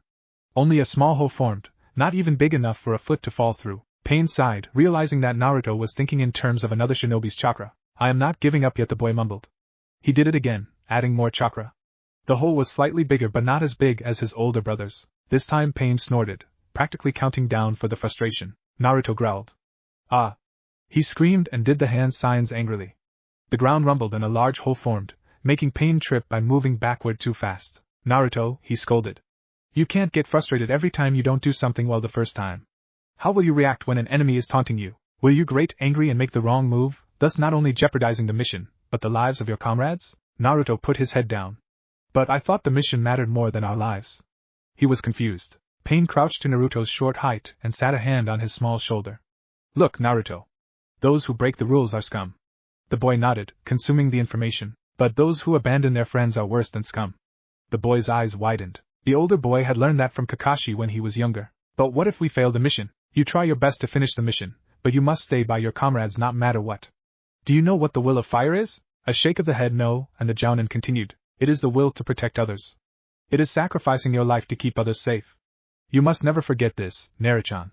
It is the way of the ninja as a whole. My ninja way is to never give up, Aniki. Naruto whispered. Whispering made him think of the conversation of his parents, and he looked around frantically. Aniki? He whispered in fear. What's wrong? They know. They know that I have different abilities. It was quiet for a moment, and Pain held up his hands. Sage art, sight-sound barrier. Around them, a purple-like dome formed. While it didn't look like much on the inside, on the outside nothing could hear or see them. Pain told Naruto that he had spent years working on it after learning from Jiraiya. They must have saw our training. Now we have to be very careful, Naruto. Now we must work harder in conquering that power of yours. Let's begin. They worked on Naruto's Earth Jutsu for hours on end. While they were not particularly important, most of the ones he worked on were defensive. Before Pain began on Naruto's Light Jutsu, the 10-year-old would give Naruto a few lessons on his prophecy abilities. Fly for me, Naruto. Pain commanded. The latter straightened out and slammed his palm against his chest. Prophecy Sage Art, Gravitational Defiance. Naruto lifted himself off the ground. He and Pain found out that he only needed to control this ability, not make hand signs out of it. It took some time, because first they had to understand it. It took less time because Pain was a fast reader. He moved around a bit, using his shoulders as the absolute force. Pain nodded in approval, but added something. Perform a wind jutsu while in the air. Naruto nodded and did a few hand signs. Wind style, air bullet. Naruto drew in a breath and punched his stomach, applying more pressure. When he blew out a ball of air, Pain slid back. The Rinnegan child nodded. Nice. Come down and perform your teleportation to me. Naruto slumped to the ground with a smile. He was just so happy that he was getting stronger. Prophecy Sage Art, Single Movement Technique. While he loved the technique, he never got over the dizzy feeling as he slid into the ground and appeared 2 feet before his brother. Pain smiled and squeezed his nose. You still breathing, Ototo? The Jinchuriki inhaled and exhaled deeply, nodding his head. Then you and I know you're alive. I want you to create a shockwave that goes all the way to Kumo. Not a dangerous one, just make everyone dizzy. Naruto breathed a bit. He would have to send the shockwave a bit so that he wouldn't destroy the whole forest. Breathing deeply, Naruto put a palm to his chest, feeling his energy around him. The horns of his head grew out, and his blue eye became a slit as his yellow aura grew around him. Prophecy Sage Art, All World Destruction. The jutsu was whispered, and even when whispered, it was so powerful. The blonde boy stomped his foot on the ground lightly, so very graciously, and the world around him turned up. 4 trees in the barrier sprang up and the grass became barren. Pain nodded and Naruto, ever so softly, opened his palms wide, as if he were to universally pull something, and pushed them outward. A yellow ring formed around him and moved outward, growing larger and larger as it distanced. A few trees sprung up, but Naruto gave little power, so it didn't do much damage. Pain smiled, giving Naruto the okay to let go of his power. When the boy did, he sat down immediately, waiting for his lesson of the light release. The orange-haired Jounin sat before him, unsealing a few scrolls that looked worn down. Those with Namikaze blood have the advantage of skin changing and light assassination. What do those do, Aniki? Well, skin changing is exactly what it sounds like. You will have the power to change into a dragon, boar, fox, snake, bear, or wolf. These are the only animals and they each have one hand seal to make it possible. For example, if you wanted to shape-shift into a dragon, you would have to bite your thumb to draw blood and perform the sign along with a Namikaze hidden seal. Pain opened the scroll and held it up, which demonstrated a man performing the jutsu. Our great-great-grandmother wrote these herself for you solely. She knew the prophecy would have them. I'm sorry I can't show you these because I don't have the release. It seems that you'll have to Oz. Naruto nodded. And before you ask, no, the dojutsu nor anyone can see past that glow of light. Not even me. If attempted, they will instantly burn. Wow, thought Naruto. The secrets are very vital to the people in the sun. The light assassination pushes a ray of sunlight onto your target, instantly making them burn and turn to dust. Wow, I know. You are very special. Pain smiled at his brother. But that does not mean you're superior. Everyone is equal. Is that all the jutsu light style gives? No way. You can teleport, move as fast as the speed of light, shoot light beams or balls, create a flame aura around you to keep enemies away, light sushin, and much more. I want to learn. Naruto was so excited. His prodigal status would mean everything if he knew how to do all the jutsus. Calm down, Otoro, this takes a bit of time. Congratulations, Naruto. I didn't expect you to get 2 jutsu nearly mastered in just 3 hours. The light beams, high. But skin changing, I believed, would take more than a year to get, at least a full 3 months. Now execute both so that we may move on. I want 3 light beams on the tree over there and I want you to transform into a bear. Naruto's hands were blocked by light as performed the hand seals. Namikaze light release, light ball jutsu. 3 yellow glows in the form of circles escaped Naruto's hands and hit the tree across from him dead on. He jumped up and down, then continued. Shape-shifting was a bit harder. There was always a temporary moment of pain as Naruto transformed. He would feel his bones rub together when he became a snake, and all the stomachs of a boar hurt like hell. Namikaze light release, beast transfer jutsu. He made sure to put bear sign last. A large black bear appeared in front of Pain. Brother? Yes? The Jounin asked, seemingly very proud. When I did that, I could feel my bones stretching in my stomach. It hurt so badly for a second. Then until you can handle such, you are forbidden from using the jutsu. Hi. Do you think mother and father will let me go to the pond with Sasuke tonight? Do you think they'd ask about my flying? You'll just have to ask. And if they do ask, pretend you know nothing. His father chuckled. If I do recall, I remember you and him hating each other. Naruto sighed. They had just gotten done having dinner, and Naruto really wanted to go to Sasuke. The boy must have felt all alone. Yes, but I learned that he's very nice, and he knows I'm not arrogant. He's my best friend. Then go ahead. I'll have A and B you on your trail though to keep you safe. It had taken a while, but the Namikaze had finally made it to the pond. The Uchiha was looking around. Sasuke! I'm here. He had been so excited that he tripped over the grass. Sasuke grabbed at his arm and led him to the edge of the pond where they both sat. Baka the Uchiha whispered so softly that the blonde almost didn't hear it. His brow was wiped, and Sasuke laughed. It takes skill to trip over flat surfaces. The grass had it out for me. And Sasuke laughed again, sighing after a moment. Both boys took off their sandals and rested their feet in the water. The stars and moon look very beautiful tonight. Right above us is the constellation Andromeda. It's beautiful. Naruto smiled and looked up. Really? Yes. And the moon is shining. So bright that all the world has come out to see the commotion. Almost makes me want to stay young, this right here. We can stay at the pond forever and just hang around. I don't want to grow up either. My father was just telling me that when I grow up, I have to take care of the clan with Itachi and I have to marry a girl. You don't want to? Naruto stated instead of asked. Because when it came to Sasuke, the blonde knew best. That didn't mean he was in the clear, because when it came to him, Sasuke knew even better. No, the Raven sighed and laid his head on Naruto's shoulder, yawning a bit. I like the clan, but I don't want to lead it with Itachi and I don't want to marry a girl. Father says she has to meet Uchiha standards, so he'll choose for me. You don't want to marry a girl? Is that because you act like one? Naruto Sasuke whispered, but it was light-hearted. I know, I'm sorry. I'll tell you what, we can get married when we grow up. I'm sure a god would fit his standards. Idiot. We can't get married. Sasuke stated softly and closed his eyes. Why not? Naruto questioned, staring at the pale pretty face of Moonlight. Because we're best friends, I think just because. Naruto thought for a moment. If he couldn't marry Sasuke, then he'd had to find a girl that fit his standards as well. I think I will ask that Sakura girl then. She's tough and pretty. Sasuke ended up punching the blonde's leg. And he packed one hell of a punch. You can't ask two people to marry you, dope, and you already asked me. The Raven was the smart one, so Naruto, and his swelling leg gave no sign to point out what the Uchiha said earlier. Asking two people to marry you brings a bald head, you know? Naruto smiled. So you'll marry me then, SAS? I wasn't planning on marrying a girl anyway. Earlier that day, Naruto and Pain talked about who he could trust. Pain said since he was getting better, he could let Sasuke see one technique of his, as long as the other boy promised to keep a secret. Hey bastard, HN? If I tell you something, if I show you something, do you promise to keep quiet? Of course, dope. Why would I tell something to someone else? I have no other friends. My brother is too busy in ANBU. I'm your friend, Naruto spoke in guilt. And that's all that matters. Now do you want to see it or not? Sure. What is it? Do you remember that shockwave a year ago, and I'm sure you felt one today, right? Sasuke gave him a smile. I knew it was you all along. Sure, I never saw or heard it from you or your brother, but who else could have done it? They say you're a god. Naruto was beyond shocked. You knew? Yeah. And I never said anything? How powerful is it? Do you want to see? I'll only put an ounce of power in it. Sasuke nodded and watched intently as Naruto glue a yellow color and horns in his hair. The Namikaze looked amazing and powerful. Prophecy, sage art, all world destruction. Naruto pushed his palms outward, creating a shockwave that scared the world, but odds Sasuke. Sasuke was still wide-eyed when the shock wore off. This made the blonde become nervous. I scared you, didn't I? Are you kidding? That was the most amazing thing I've seen in my whole life. Even better than what Itachi's done. Naruto let out a breath he was unaware of and sat back next to his best friend, who had accepted him way before he requested. When Naruto performed his shockwave, he was unaware of what was happening countries away. Someone had gotten enough power to rise again. To begin its sinister plans, to finish what it started. It had been disquieted. This being whatever its appearance and identity may be, viciously smiled as the shockwave touched its face, not dizzying it at all. It erected itself and smiled. Naruto Namikaze, it whispered in a sinister voice.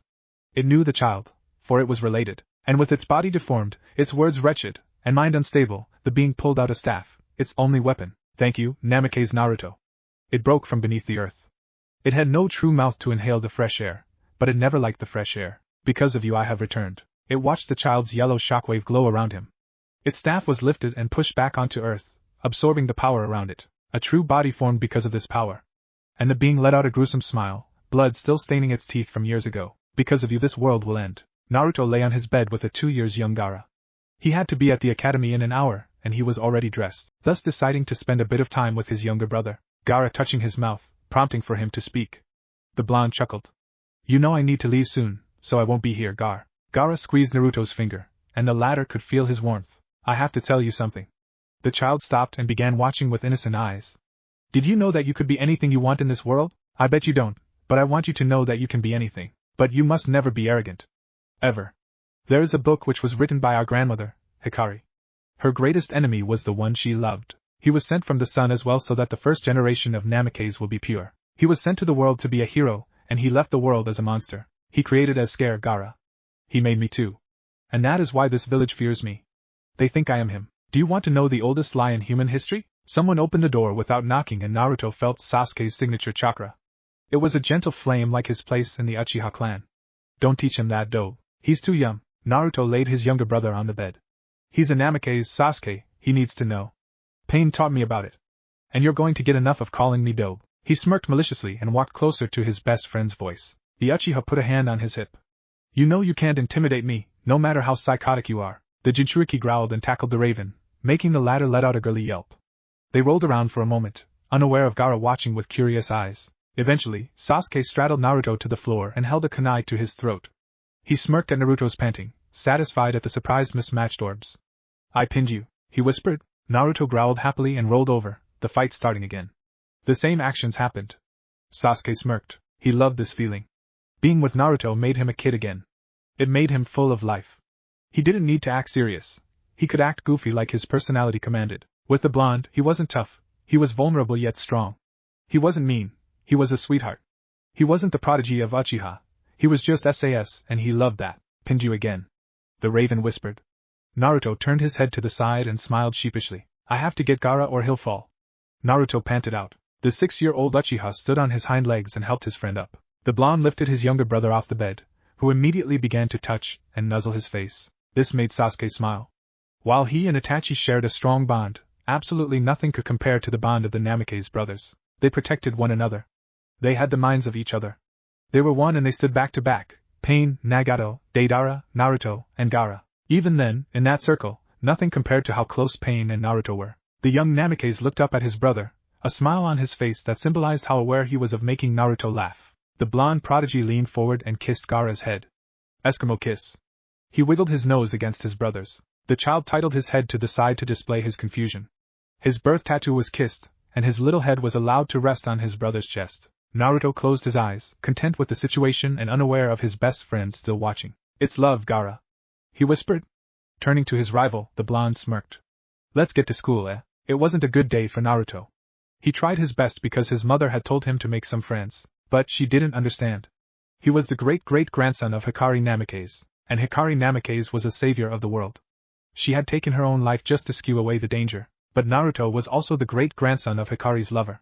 He had no name, but he made one for himself, Hikari's monster, Light's darkness. In journals that Pain had found, Hikari described her husband as loving at first. He was a sweet man with a dream to save the world, but his dream, no matter how hard he tried to ignore it, was to destroy the world. You couldn't create violence if there was no you in the first place. Kushina had said sometimes Naruto thought that way. Like his grandfather, they described, Naruto, at such a young age, knew too well, knew too much. He analyzed the problems that Kushina talked about when he was younger, and came up with ways to stop them. And they were effective, his parents would say, but they weren't how things were resolved. Kushina sat sewing by the fireplace with the 5-year-old Naruto next to her leg. Minato sat in the chair behind them. The older boys were outside playing in the snow. Naruto, in hopes of hearing one of his mother's great stories, remained. And Kushina was doing just that, telling her advanced 3-year-old stories that he loved. Ones about heroes turning into bad people when trying to save the world. She had just finished telling him about a samurai warrior who tried to save his village by murdering the elders. This had made the economy go bad, and the people shunned him. In return he killed them. Naruto, the boy who would forever see things too much, pulled on his mother's dress. But mommy, why did he have to become bad? He was helping them. Kushina knew Minato had already put down his paper. They were always interested in hearing Naruto's own philosophy. The road to hell is paved with good intentions, Naruto. But why did they scorn him? Naruto asked, tears filling his eyes. Kushina stopped sewing and rubbed the boy's chin. They thought he became a monster, Naruchan, but they made him that way. Every monster was a nice human once. But then the elders took away his niceness. So the people shouldn't fear the monster, but the one who made it. Kushina gasped quietly. Naruto was always like this. Speaking before his years as if he knew everything about the world. And wouldn't it be better if there were no humans at all, Ka-san? That way there would be no wars. Naruto, that was Minato's faint whisper. Naruto looked. Yes, daddy?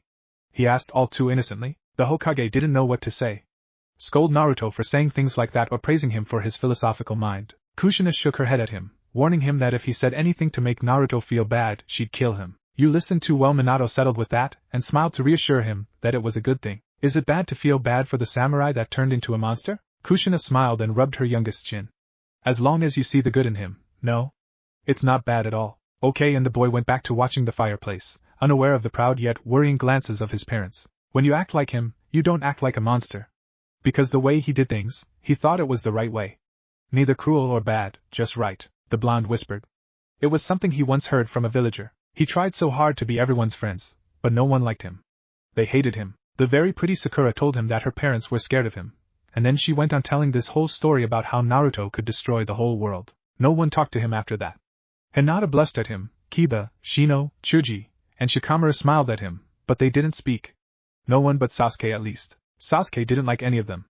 At first he said they were boring, but when Sakura and the others began to ignore Naruto, he hated them even more. This is why the Namikaze respected Sasuke, cherished him. The Uchiha liked him for who he was, even when Naruto was afraid of himself. A knock at the door interrupted his thoughts, and the Namikaze watched as Pain walked in. The 10-year-old was a bit bruised, and he looked tired. How was school? He asked instantly. Mismatched orbs shined brighter, and Naruto put a wide smile on his face. It was really fun, Aniki. The best day ever. Pain raised a brow and sat on the bed. I bet all the other kids liked you too, didn't they? When Naruto lowered his head in shame, the orange-haired boy sighed. Hold your mask tighter. One of the kids told me my Shikaku I was weird and they kept asking me about the seal on my neck. Then they made a whole rumor about me destroying the village. At least that's what their parents said. Who cares? Pain asked, removing his shoes and Jounin vest. I hope you don't care, but Ka-san told me to make friends. Did Sasuke say that you would destroy the village? Did he call your appearance weird? Naruto grew offended. Pain knew Sasuke, so why would he think something like that? No, of course not. Sasuke would never talk about me. Pain smiled and ruffled the blonde's hair. Then you have a friend and Naruto trusts me. I swear that is all you need. But can I gain trust from the villagers? Of course you can. However, that will take time, Naruto. You prove to no one, the blonde sighed.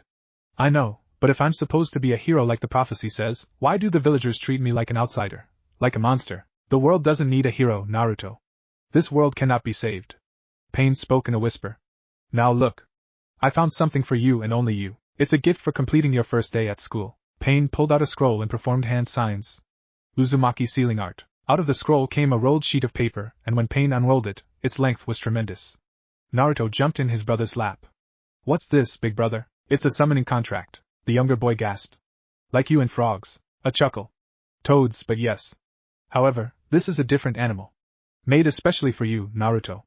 Do you know how sacred this is? How? This is not a real-world contract. This is actually made from the spirit world. Therefore, while other summoning techniques are C rank, this is A rank. What animal is it? Or is it an object? What is the first-tailed beast within you? Naruto touched his lower stomach. Kurama. And what is he? He's a fox. He's a 9-tailed fox. A kitsune. Naruto gasped again. This is a fox contract? You bet. Now look here, if you sign your name in blood, you will not only be able to use Kurama as a comrade, but also be the first to ever have this contract. And the only. I went through a lot to find this. Naruto's eyes widened. Summon Kurama. He mumbled. Kurama will be as large as you want him to be. It won't hurt when he leaves your body or goes back in. He'll come out as chakra, but eventually form into his physical being. However, there is a downside. What is it? When Kurama is out of your body and returns, it will take you more than an hour to get used to it. This means that you won't heal as you always have. Some scars will remain. Naruto nodded. What else? You will have a fox that helps with each affinity. I've heard that there is a wood or forest fox, a fire, water, tracker, earth, wind, and yourself as a light fox. Would you like to meet them all? Yes. Bite your finger and sign here. Naruto did as told, but before he slammed his hand on the floor, Pain stopped him. Doing this will summon all of them except Kurama. If you want them individually, for future reference, you will have to say their names each. Naruto nodded and then slammed his hand on the floor. In the middle of the floor stood several foxes, a red, gray, brown, tan, blue, and white. The smallest, the gray, jumped on Naruto's lap. Hi, I'm Kaze. My name means wind. Uncle Kurama told us all about you. I can tell I'll like you. The fox inside him laughed. Kaze is the youngest, and he has the hardest head. I see, Naruto thought. Hey! The blue fox yelled. I want to talk to Naruto-sama too. She jumped into Naruto's lap. I'm Kawa, the river or water fox. I like you too, Naruto-sama. I'm only older than Kaze by 300 years. Only? Naruto questioned, genuinely surprised. They have longer lifespans. Pain explained. 3 centuries to us is like 3 minutes to them. Naruto nodded and looked up to the more solemn foxes. The red one looked like a vicious monster. Hello, Naruto-kun. My name is Kasai and I will be your fire fox. This is my sister Mori, the forest and wood fox. She stated, pointing her head toward to the white fox. Naruto smiled and leaned forward to hug both of them. Both snuggled into him. Cold hearts aren't hug-proof. A larger tan fox walked closer. The blonde could tell that this must have been the oldest and widest. Hello, Naruto-kun. My name is Chikyu. I am your earth fox. I hope you can take care of us all. I promise to use you guys only when needed. He looked to the last fox, a brown fox. And you must be a tracker. The fox titled his head. And you knew this because? My senses told me. The fox laughed. My name is Yako, and you are right. I am a tracker. I rely on my senses. I look forward to fighting for you, Naruto-sama. Naruto laughed. First we need to work on your playful side. Very well, now that you've met them, I think you should train them later on. But now I have something even better for you. Naruto nodded and turned to the foxes. You can disperse. I will summon you later, I have someone for you to meet. When they were gone, Naruto turned to his brother expectantly. What did you give me, big brother? Is it a sword? The Rinnegan? None. Something far more precious. Pain pulled out yet another scroll and Naruto voiced his opinion. Another scroll, big brother? It's not a summoning contract. It's a technique that will save you in the future. Naruto opened it up and his senses heightened. His eyes filled with awe and his mind went in all directions. No one searches the library like I do. And I'm glad I found it before anyone else. They would have ruined it. This was created by the Sage of Six Paths and I want you to have it. Naruto touched the lines of the paper, these odd invented hand seals. Aniki, he whispered. This is. Pain sealed it within a scroll and placed it into Naruto's pants pocket. I know. Because between you and I, every single life matters. Use it when you're ready, Naruto. Someone knocked on the door and in walked Nagato and Deidara, who jumped on the blonde's bed. Rough day at school, Naruto? Deidara questioned as he laid upside down on the bed. It was rough, but I'm fine now. Sasuke and Pain and Ikki made it all better. Sasuke Uchiha? Nagato asked in a hushed whisper. Uchihas are very weird. In school, they say the whole clan is cursed. What are you on about? Pain asked. He didn't like that his little brothers were putting things in Naruto's head. Well, Madara Uchiha was a bad guy. So was Indra Otsutsuki, the first ever Uchiha. Deidara spoke. Some Uchihas are a bit cursed. Everyone is. Pain stated. Just as Nagato went to ask about that, their father walked in with Gaara and smiled, sitting on Naruto's bed. Did you have a good day at school? Naruto shook his head. Some of the kids said I'd destroy the world. Minato sighed. You don't have to go back. The boy's eyes widened. I want you to be sure you want to do this. It's hard to be a shinobi, but with the prophecy, you may feel like the world is on your shoulders. Naruto nodded in understanding. The world wants you to be a hero, and if you don't, that's okay. I'm your father, Kushina is your mother. It's our job to take you guys' burdens. I don't want any one of my children to be obliged to anything. You remember our family code? Naruto smiled fondly and whispered with his eyes closed. You are my mother, brother, father. You are me. As long as you are lost, I am too. As you are happy, so I am. Give me your pains, and I'll be your friend. Minato ruffled his hair. Remember that. If you feel like you want to go up in the ranks, I want you to be careful. Monsters don't make war, war makes them. I know you're to be the hero of the world, but remember the last line of the prophecy. Naruto nodded with a sad expression. I can also destroy the world. Minato sighed. He didn't want to get into that with his 6-year-old son. The village could call Naruto what it wanted, sadistic, crazy, happy, cheery, serious, whatever. He knew his son. It was the idiotic villagers. Minato's eyes widened slightly as he recoiled from his thoughts. As Hokage, he wasn't meant to degrade the people he protected. Anyway, son, I want you to know you will be a hero. They said you would live a long, prosperous life. But remember the stories of Madara Uchiha and your own great-grandfather. You either die a hero or live long enough to become a villain. Naruto whispered. Minato wasn't surprised. He had told Naruto that story when he was only 4, but the boy kept it in his mind. Yes, the thing about that is that heroes have to know when to die. Prolonged life has ruined more men than it ever made. Gaara touched Naruto's face, but the blonde was too far in his own thoughts. Minato hugged his son, unconsciously sandwiching Gaara. I just want you to know that this family will love you in every decision you make. He stood. Bedtime is at 9, guys. Remember punctuality is key. Naruto stated. I remember the lesson. Minato smiled and ruffled his hair. Of course you do. You listened too well. The man left the room, Nagato and Deidara following suit. Naruto sighed as Pain continued to stare at the wall before him. I think they're afraid for me, Jie. He told his baby brothers. Gaara looked up. Afei? Close enough, but yes. The way our great-great-grandfather grew, everyone says I am just like him. He looks just like me as well. But you know what he did, bro? He became a monster. They don't want me to be him. Gaara looked very confused. Oh yes, I'll tell you the story of our grandfather when you are old enough to know. K. And the child yawned. Naruto smiled at his younger brother. He didn't want this to end. Ever. He wanted to hold his so innocent Gaara while he fought sleep forever. He didn't want Gaara to grow up. He didn't want to hear Gaara say he wanted to be a shinobi. He didn't want to let his tears fall, but they did. He kissed the child's forehead. You can sleep, bub. He whispered. Gaara's eyes fluttered and when he finally drifted, he spoke. Sigh. The blonde laughed and wiped his eyes. I won't. I promise. Pain looked away from the wall, lost in his thoughts. Don't cry at all, Naruto. It's not you. I know. Aniki? HM? What were you thinking about just now? Pain looked confident then, and his face marred into a stern frown. What if I told you everything was a lie, Q? Naruto turned his head in confusion. Huh, what if everything around you changed? What if everything around you wasn't what it seemed? Naruto only shook his head in confusion. He was only 6. He couldn't possibly understand his older brother. Pain stood and squeezed his nose lightly. I must go meet with Hiruzen Sarutobi, the 3rd Hokage, and Danzo. We have much to discuss. Sleep well, Naruto, and tell no one where I am going. Naruto nodded rapidly and went back to watching his sleeping younger brother. Still, his mind kept going back to Pain. Namikaze Naruto listened to any sound outside his room. Nothing. This meant that it was a bit past midnight. The boy crept out of the room and walked downstairs. The only sounds were Pain, Deidara, and their father's thunderous snoring. If he could say so himself, his senses were becoming very keen. He could now walk places in the dark without bumping into things and feel anyone near him. Hence how he found his mother's sweet pot on the counter. 4 dango sticks were wrapped up and Naruto opened the kitchen window to escape. Upstairs, Kushina rolled over and hit her face in Minato's back. He did it again. She mumbled wearily. Minato, without opening his eyes, grunted and clapped once. 3A and Bu jumped into the window. Watch him, make sure he stays safe, but remain a distance behind him.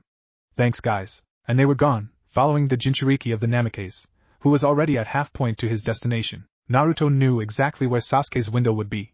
Finding a small pebble on the ground, he launched it to the upper level. Bastard, he whispered. Another pebble. Another call. Finally, he could feel Sasuke waking and walking toward the window. Dobe? What are you doing? It's almost 2 in the morning. I brought you some dango. Let's go to the pond. Nothing was said for a moment, and Naruto could only assume that his rival was looking behind him. Hold on. I'm coming down. Shuffling feet hitting the ground. Okay, let's go before someone sees us. Sasuke grabbed Naruto's hand and made a run for it. When they were a distance away from the Uchiha estate, Fugaku went to close his youngest son's window. His eyes caught 3 and Bu. Minato sent you? One nodded. Good. Guard them with your lives. He walked back into his own room and Mikoto looked at him. Left with Naruto again? Hi. It seems that Sasuke really needs him. With the academy and all, minutes away, both best friends made it to the pond. Naruto sat sideways and rested his back against the ravens. Man, I sure do miss this. We did this last week, Ruto. May I have a dango stick? He handed Sasuke 2 sticks. I know that. But what if things change? We're 6 years old, silly. We won't change much. The other reassured. I guess. Today, Pain gave me a summoning contract. Would you like to meet some of them?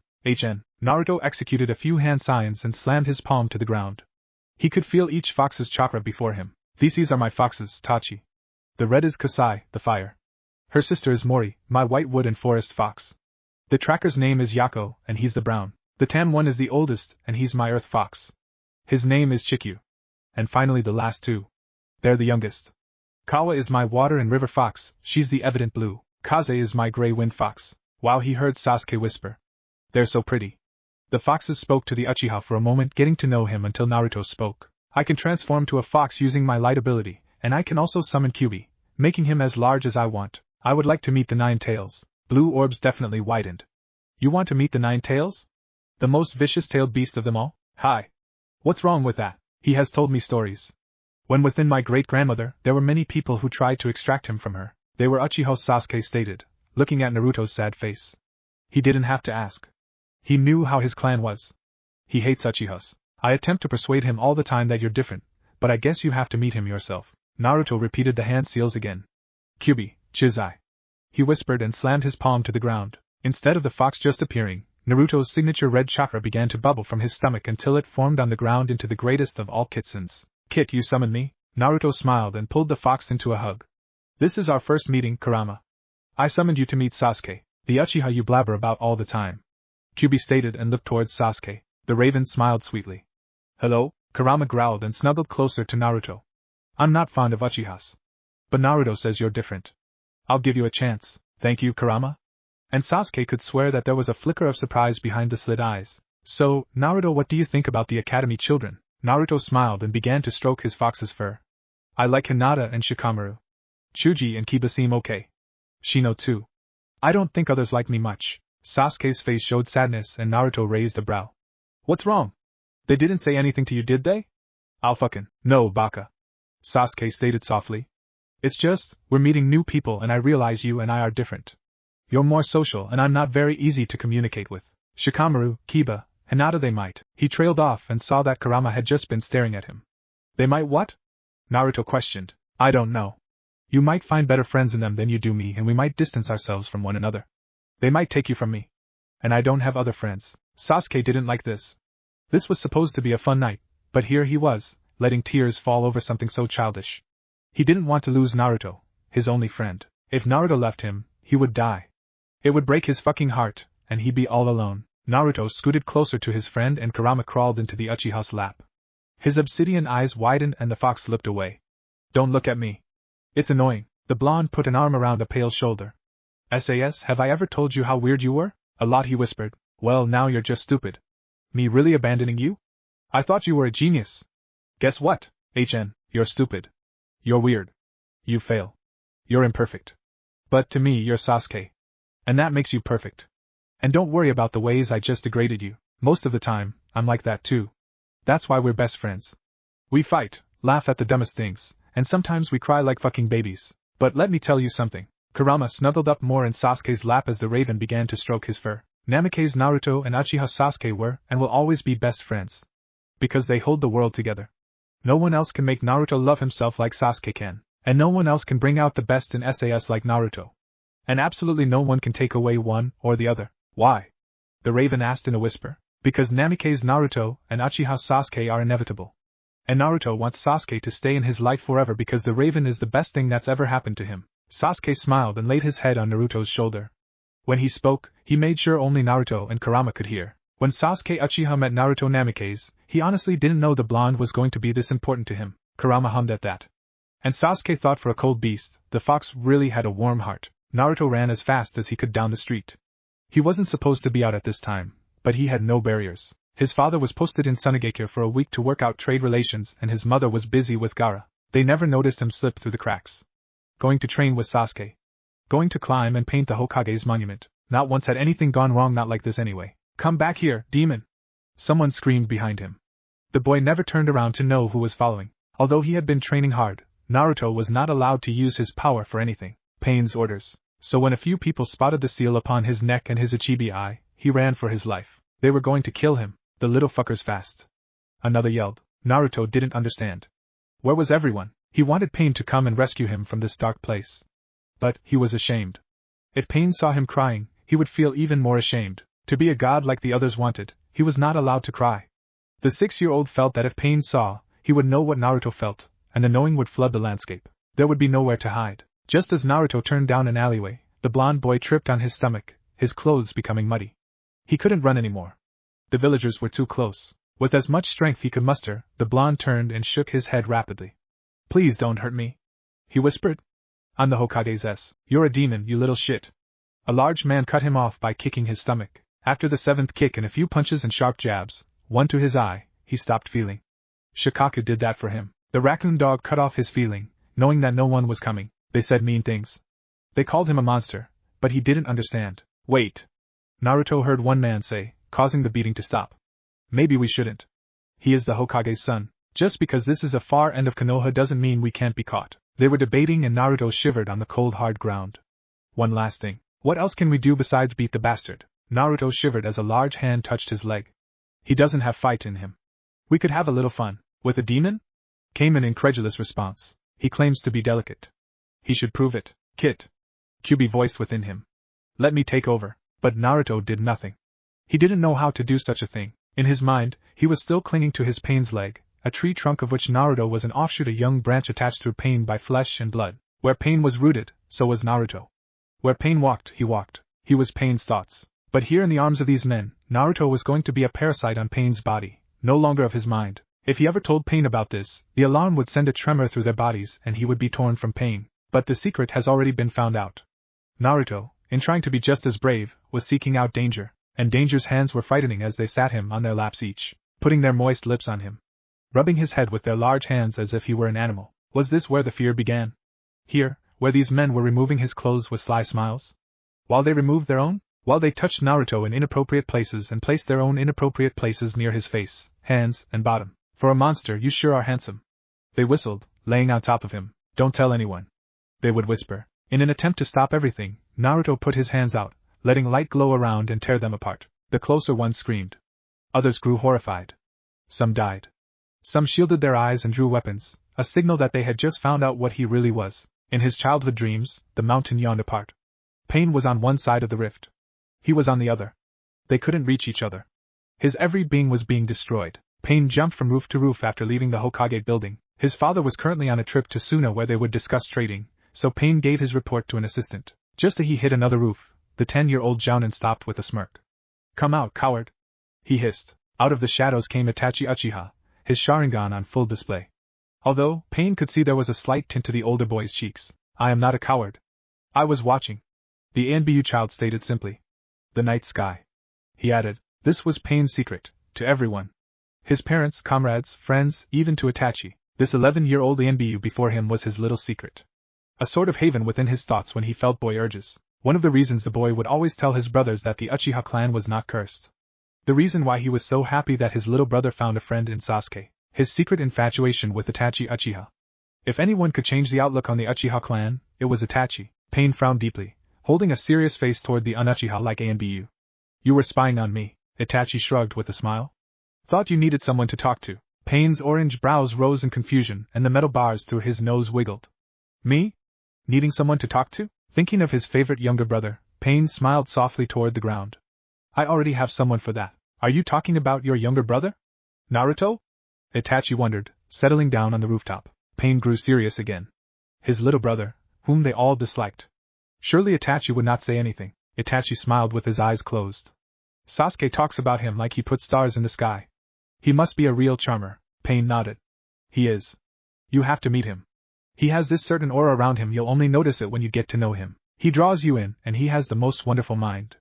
A beautiful mind uses it all the time. He isn't so dense.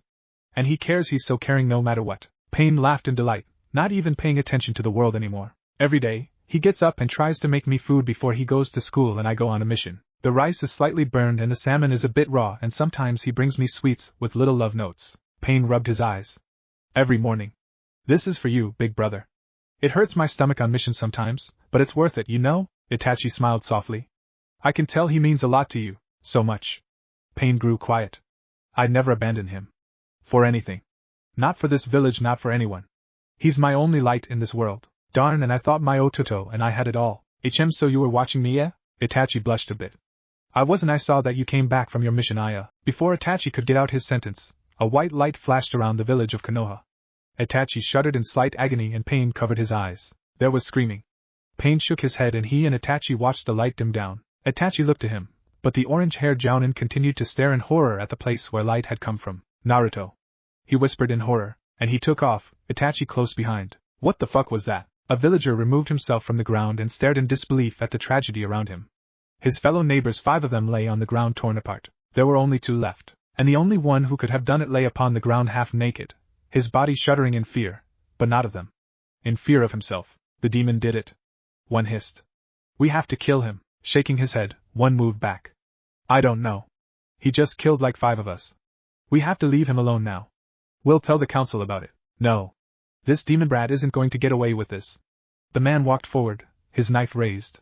Just as he lowered it, a shadow jumped before him. Before Naruto's eyes, his oppressor fell to the ground dead to the world. The last remaining villager yelped and dropped his weapon, turning in a swift manner.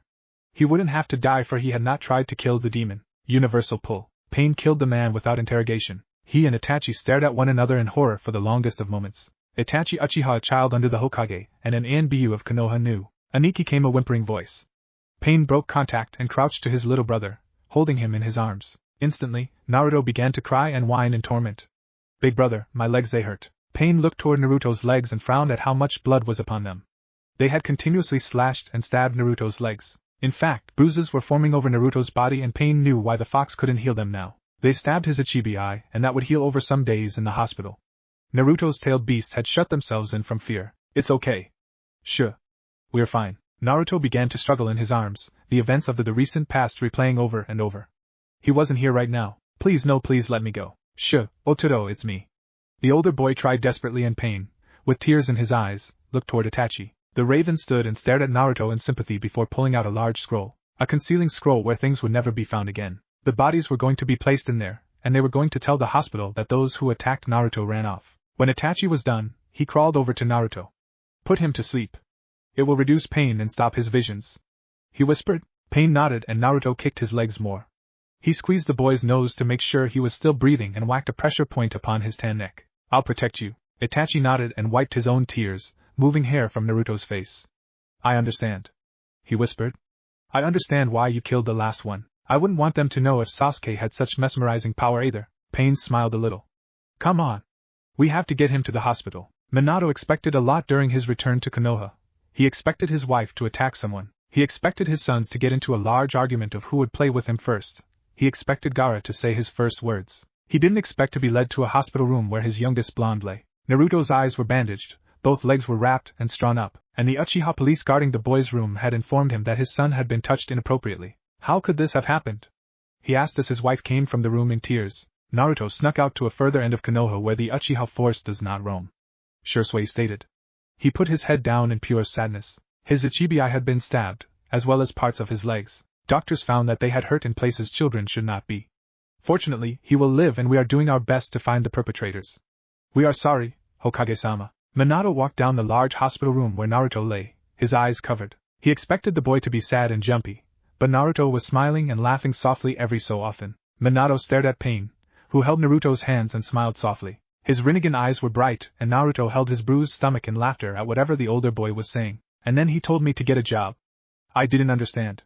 My job was to protect him. Naruto doubled over in laughter, squeezing his brother's hands. He said that, Aniki? Of course. I wouldn't make this up, shook. And what did you do? Well, I knocked him over his head. Naruto giggled some more and calmed down, laying his head down and smiling blissfully. Pain, still unaware of their father's presence, touched Naruto's hair. Guess who can't wait to meet you when you feel better? Who? Itachi Uchiha. He bet if the bandage wasn't over Naruto's eyes, the boy would have been shocked. He supposed the widened smile was enough. Really? He's A and B though. I'm not even a ninja, not to him supposedly. He's heard great things from Sasuke about you. I even told him some things. What did you say about me, Aniki? Pain ruffled blonde hair. I told him you were a knucklehead, of course. Instead of growing offended, Naruto laughed. At this moment, Pain's eye trailed over to Minato, and his smile faltered ever so slightly. Father. He spoke. Naruto's smile widened even more and Pain squeezed his hand. Hi, Dad. Tears filled Minato's eyes and he walked over and hugged his son tightly. I'm so glad you're safe and happy. Naruto smiled a bit and hugged back after a moment. I know, Dad. The two continued to laugh and speak and soon Kushina, Gaara, Deidara, and Nagato joined in. But Pain knew. He knew how bad it was that his father had found out about what happened to Naruto. He knew that his father had lost all faith in the village of Konoha, the village he'd sworn to protect. He knew that his father would try something against Konoha. That wasn't what bothered Pain. No, he knew this was coming. His sole problem was that he knew his father would gather them all in his events. He would gain the votes of their mother, Deidara, and Nagato. Pain would have to pretend that he liked whatever plan their father led, but he couldn't. His sole problem was that Minato and Kushina had discovered the power that Naruto had. Done research on it. Pain's sole problem was that Minato's main way of getting back at the village for hurting his son was using his own son as a weapon of destruction, and Pain couldn't, for the life of himself and Naruto, let that happen. He'd have to speak to the village elders. During Naruto's 5-month leave from school, he noticed that his Aniki had grown closer to Itachi Uchiha. At first, Itachi had come to meet Naruto when Sasuke was coming to visit. He had noticed that his brother would tell jokes more often than normal. Pain was never one to make jokes. He was always serious about the world. When Naruto was allowed to come and rest at home, he often listened with heightened sense to Pain leaving the house to have small walks with Itachi. Even as Naruto's eyes and legs were healing, and Pain still pushed him vigorously, he lightened up when Itachi told Pain to leave Naruto be. The orange-haired boy did. This did not cause Naruto to dislike Itachi. It wasn't a situation where the older Uchiha was stealing his Aniki's attention. Because Itachi wasn't doing that. In fact, when Itachi came around, Pain's awareness of Naruto's existence heightened. This was another thing that had changed. Ever since their father had returned home, Pain had grown slighter, tougher in Naruto's training, pushing him beyond anything he'd ever gone. The only time Pain spoke in the house was when Naruto said something or alone with Naruto and Gaara. Or when he was addressed. Naruto once asked if his brother hated their father and Pain laughed and laughed and laughed. While Naruto's vision in his Ichibi eye was still blurry and his legs were still hurting, Pain taught him new things over and over. Like now, they stood apart in the forest of death with Pain's barrier around them. Itachi and Sasuke had asked to come along and watch and Pain agreed, knowing that Naruto's powers nor his could be copied. Naruto was holding his knees, panting heavily from the mouth, as he tried catching his breath. Pain smiled softly down at him. Again. He ordered just as soft. Naruto groaned. Aniki, I've been training all day. And it's all new things. I need to take it one at a time. There is no time. Pain stated in a serious tone. You must learn now. My body hurts. My fingers hurt. My mind, I never did so many jutsus in few hours.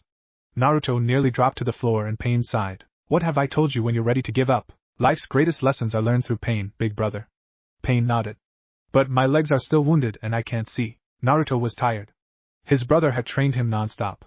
He ate, breathed, and survived on training Naruto daily. After his brother helped him meditate, Pain taught him how to let his tailed beast take over. After that, Pain taught him more light jutsus, and even studied more on his prophecy art. Night after night of training was going to kill Naruto, surely Pain should have known. But Pain would only mumble to himself, and tell Naruto again. Naruto hated hand signs more than ever. He hated his light jutsus. Skin changing made his bones gnaw. His barriers blinded him more. Training in taijutsu forced him into the hospital again. Naruto didn't want to cry before Itachi and Sasuke, but he was exhausted. Tears filled his eyes, but had yet to fall. You're pushing me too hard, big brother. Pain's hard face softened and he sighed, crouching down to his brother's level. Naruto whimpered and looked down. Look at me, Otoro. The blonde lifted his teary eyes. I'm sorry, I'm just so tired. Pain smiled sadly. I know I'm pushing you too hard. But you have to understand that I'm doing it for your own good, Naruto. I'm doing this because you're my priority. When the people you love push you to the edge of difficulty, trust them fully. Because either two things will happen. They'll catch you when you fall or they'll teach you how to fly. That's why you have to believe me, Kai. Naruto, while rubbing his eyes, spoke in a small whisper. But I thought I didn't need to train so much. People always say that I'm strong. The worst part about being strong is that no one ever asks if you're okay. But I will. Do you want to rest for a moment? Naruto smiled. Just a small moment to rebandage my legs and get some more eye drops. Pain nodded as Naruto sat upon the ground with a large relieved sigh. Itachi and Sasuke came to sit with them. You're such a baby. Sasuke teased with a straight face. I never whine when my father or brother train me too hard. Naruto ignored him for once. He was too tired to argue. Itachi rubbed his own brother's hair. Well, Pain-san has higher expectations of Naruto. Sasuke raised a brow and leaned closer to Naruto as if they were telling secrets. Is it because you're a god? No. Pain answered this for him while taking Naruto's leg and unwrapping it. He winced himself at the purple blotches upon his brother's legs. Kyuubi had did his best in healing them, but with another tailed beast, not everything could work. I have high expectations for him because he's my brother. Sasuke, have you ever heard the story of demons? The young Uchiha shook his head. I've heard bits and pieces of the myth, but sometimes they don't make sense. Is it true that the Namikaze made the tailed beast instead of the Sage of Six Paths? Pain laughed easily and rubbed some ointment on Naruto's small leg. It's hardly like that, but since the Namikaze are the only holders of Hikari's journals, I will tell you the truth. 300 years. 300 years she'd been on her own to discover more about the world. Hikari had yet to find something that really interested her. Her father, Hagoromo, could not teach her about the world because he was gone. She could only be happy that he was at peace now, for he would quiver by what he saw of the world today. While he initially attempted to spread chakra for peace, Hikari's father would be highly traumatized that the normals weaponized the chakra. Nowadays, after everyone has gone, war was all she knew. The gruesome beginnings of villages. Indra, her eldest brother, could not teach her more about his discoveries on what the world now called ninjutsu. She was unable to learn of those things, opting instead to watch from afar as people spread fire from their hands and rumbled the nations by punching the ground. While her brother did not die the way he deserved, that is peacefully, he would still be ashamed of the way their father's teachings were being used. Indra had left their father's wing when Hikari was only 15, though he vowed to keep visiting her. He had married an unknown woman and created what Hikari has observed as Uchiha. Although Hikari prayed to the gods that her nieces and nephews would remain safe, she could care less for them. Nor could she care anymore for her other nieces and nephews, those of the last named Senju, whom the Uchiha fought. Ashura, Hikari's other and most funny brother, would be disappointed too. For he had birthed the Senju, and to think they were fighting with their cousins. At least they were at peace. Hikari, as the savior of the world, was required to remain until the world needed her no longer. 500 years she had been alive and yet, she still looked well under 30. She had seen the beginning and the end. She had witnessed a baby become born from his mother, only to see the same child die 40 years later by a sword to the chest. She had seen the beginning of war, how fascinating it had been for humans to line up on opposite ends of Earth, which held no claim to either party. And she had seen the last man walk from the battlefield, red puddles and rivers encasing the lands. She had seen the humans, in their small bits of clothing, form homes and what they called schools. She had also seen those same homes become inflamed from small mistakes. She had seen the beginning of all things and she had seen the end of all things. The Alpha and the Omega. She lived in war. And yet, she had never lost faith in humanity. There was good as much as bad. Hikari's job now was to protect her implicit brothers and sisters, the tailed beasts her father had created. And she had done just that for those tailed beasts of 1 through 8. They were now hidden beneath the stone walls she had been raised. The last one to protect was Kurama, the being within her. She had no problem with this. Yes, there was the occasional Uchiha who attempted to retrieve Kurama from her, but she had succeeded in removing their chakra, the greatest weapon she had. Instead of killing, Hikari was the only person in the entire ninja world that could extract one's chakra, and still keep them alive. Hikari, after years of being away from her now dead family, had finally grown used to the world. She did not understand the fights and war, but she understood the pain, and she was willing and able to hold their pain as her own burden. As of now, the old woman walked slowly through the desert, what the humans called Sunagakure, village hidden in the sand she once contemplated. How unoriginal. Are we almost there? Kurama's voice within called impatiently. The old woman laughed. Calm down, brother. We are nearly there. Kurama only grumbled. Hikari stopped. I hear something. Something is in this desert. With her pure yellow eyes, the woman looked everywhere, not detecting anything further than thousands of feet. Her grip tightened on the wooden staff within her hand, and she lifted it off the ground. Prophecy, sage art, all-seeing ripple. In a hard touch, the staff connected with the ground. Hikari watched as the bright shockwaves removed themselves and spread the land, and just before her was a tall man of equally blonde hair. He stood confused and baffled and let go of the jutsu he had created. What he wore were not clothes of the earth. Robes of bright light. He held a staff in his hand just as she. His eyes were blue, the brightest she'd ever seen. On his cheeks were lines, as if he'd been scratched. I know you. He stated in an obnoxious manner, eyes shining. Hikari's brow rose. You know me? The young man only nodded rapidly and pointed toward the sky. Of course, the sun god sent me here to marry you, Hikari observed the nameless man. Such a loud and seemingly brash person this was. With a curt nod, the woman turned. Come with me. I will show you this place. Huh, your name. What's your name? She stared at him for the longest of moments, as he scratched his cheek, thinking very hard. Such a dense person this was. My name? The god said something about Haruto. That means powerful, the woman nodded. Haruto then. I will show you the world before we make any moves of spending the rest of our lives together. Hikari Namikaze took full responsibility for her own mistake. To understand the world and then, you'd have to be bred and raised by it. You'd have to be an Earth member before your conscience arrived. That was her mistake. She and Haruto traveled the world for more than a century, but less than 2. Even then, such was enough time for the man to become not a member of the world but a destroyer. After their son had been born and after he married and made children, and those children made children, Haruto and Hikari's views had been unfoiled. Hikari was born a savior of humankind. Haruto bred himself to destroy it. He'd seen the wars just as she had. The men leave battlefields just as she had, villages fall apart just as she had. But Haruto never saw the beginning. The small hope Hikari held for her people. He was only there for the Omega, what he felt destined to make a reality. And Haruto, after just 100 years of learning and observing, finally lived up to his name. Through his battles with humans, and his experiments of chakra, Haruto became nameless through time. The only thing people would remember of him was his cruel mind, his murders, and his appearance. His lust for the end of all things. He used the shinobi's power against them. While Hikari's staff released energy, Haruto's staff absorbed it. It was the only way he could live. In his jealousy toward the power of his own descendants, the Namikaze, Haruto attempted to steal the blood of a clan member only to destroy them. Hikari was wiser beyond her years. Stronger beyond the world's strength. She took both their lives in an attempt to stop everything. The lovers died together. Once a man of light and love, born a man of hate, he would only be known by a single name throughout time. History. Some would say Hikari's darkness, but they knew it was much more than that. They knew he could not be darkness, for some found comfort in that. Haruto Namikaze became something entirely sinister, Hikari's monster. Sasuke's eyes displayed shock and horror. What does he have to do with demons? He whispered, staring into the eyes of Pain's Rinnegan. The demons are not coming from the ground. They are not tailed beasts. Tailed beasts are only vicious when threatened, as are humans. Pain wiped Naruto's eyes and began to clean his bloody knuckles. The only true demon in history came from above. The real thing is demons do not come from hell or beneath us. They come from the sky. Itachi shook his head.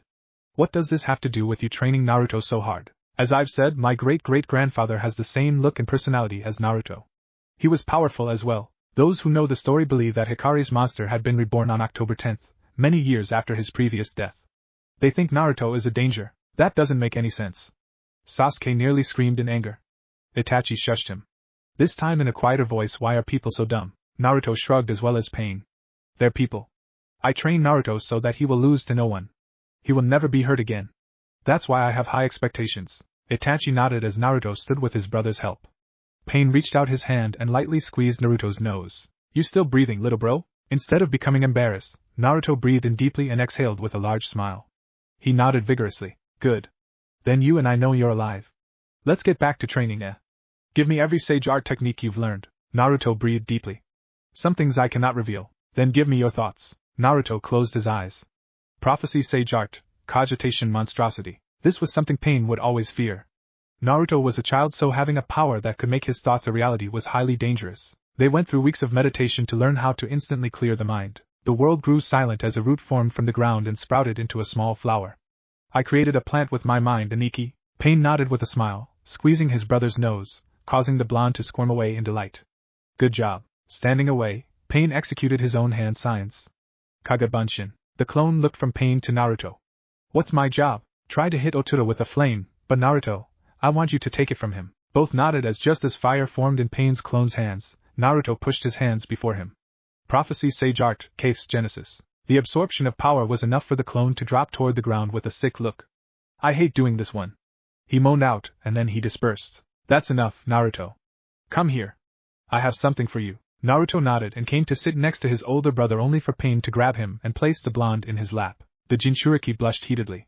He was getting older and Sasuke, his rival, was right there. You return to school tomorrow, so I have something to give you. Naruto then grew excited. What is it? What? Patience, little bro. But there are numerous things in this scroll here. Pain unrolled the scroll upon Naruto's lap and placed his hands over it.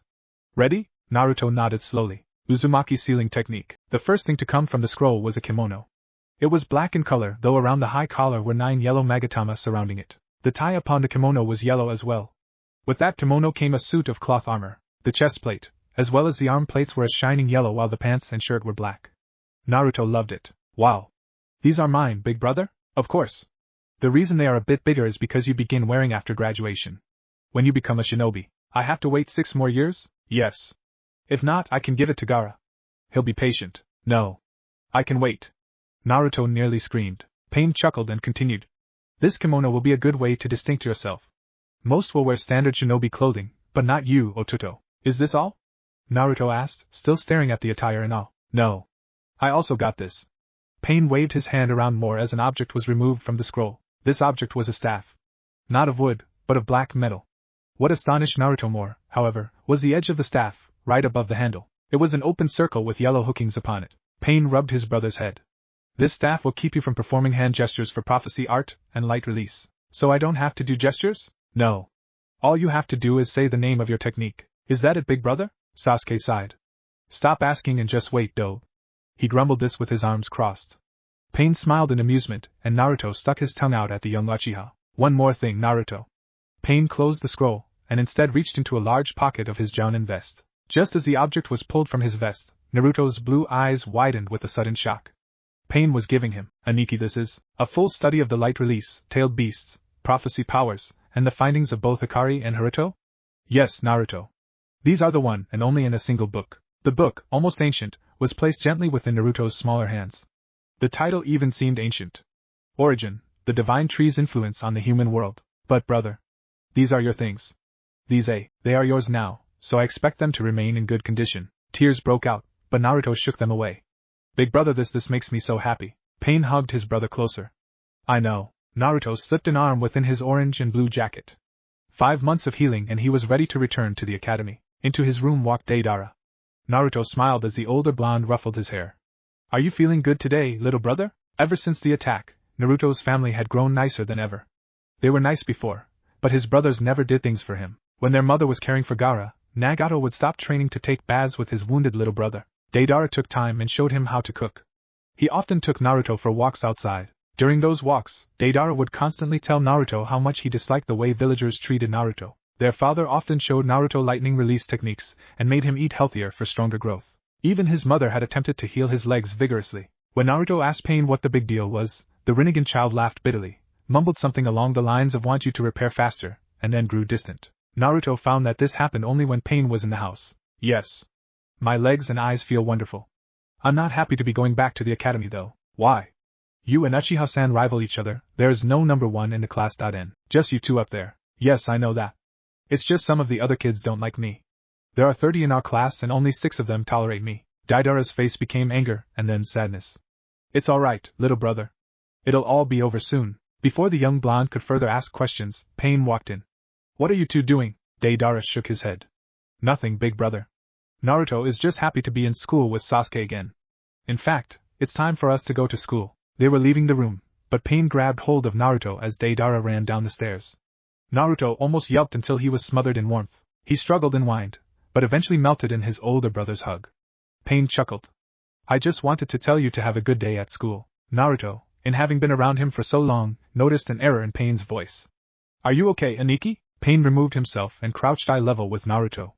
You know I love you, right? His tone was serious as he poked Naruto's forehead, a sign he had been watching Itachi for too long, and then squeezed his nose. At only the age of 6, Naruto did not understand what was wrong with his brother, if there was even something. Pain only smiled at the large blue eyes kept staring. We, Pain and Naruto, will always be brothers, no matter what. Do you know what we are besides brothers, Naruto? Naruto only shook his head. He was confused, but wide eyes suppressed that display of emotion. We are the silences that speak from stone. We are the scholarly, the envied, and the fierce. We are pioneers of the village of this world. Never forget that. Just you and I won't, brother. Even when he thought his older brother was a bit odd at times, Naruto still took every word to heart. Pain was the last person Naruto spoke with before going to school. It was a dark day in spring, Naruto had noted, and ever since he spoke to Pain, the day had been silent. Even in school, Sasuke tried to speak to him, but stopped when he realized he'd get no reply from his blonde friend. Even Sakura or Ino had not berated him when he and Sasuke argued lightly. Iruka was quiet. Everyone was. It was almost like they all had the same dreary feeling. The silence couldn't speak. It wouldn't. Naruto was left with his thoughts, and he hated them. The stillness, the stone, the silence. The only sound he could hear was white sound, thinking of what his brother meant.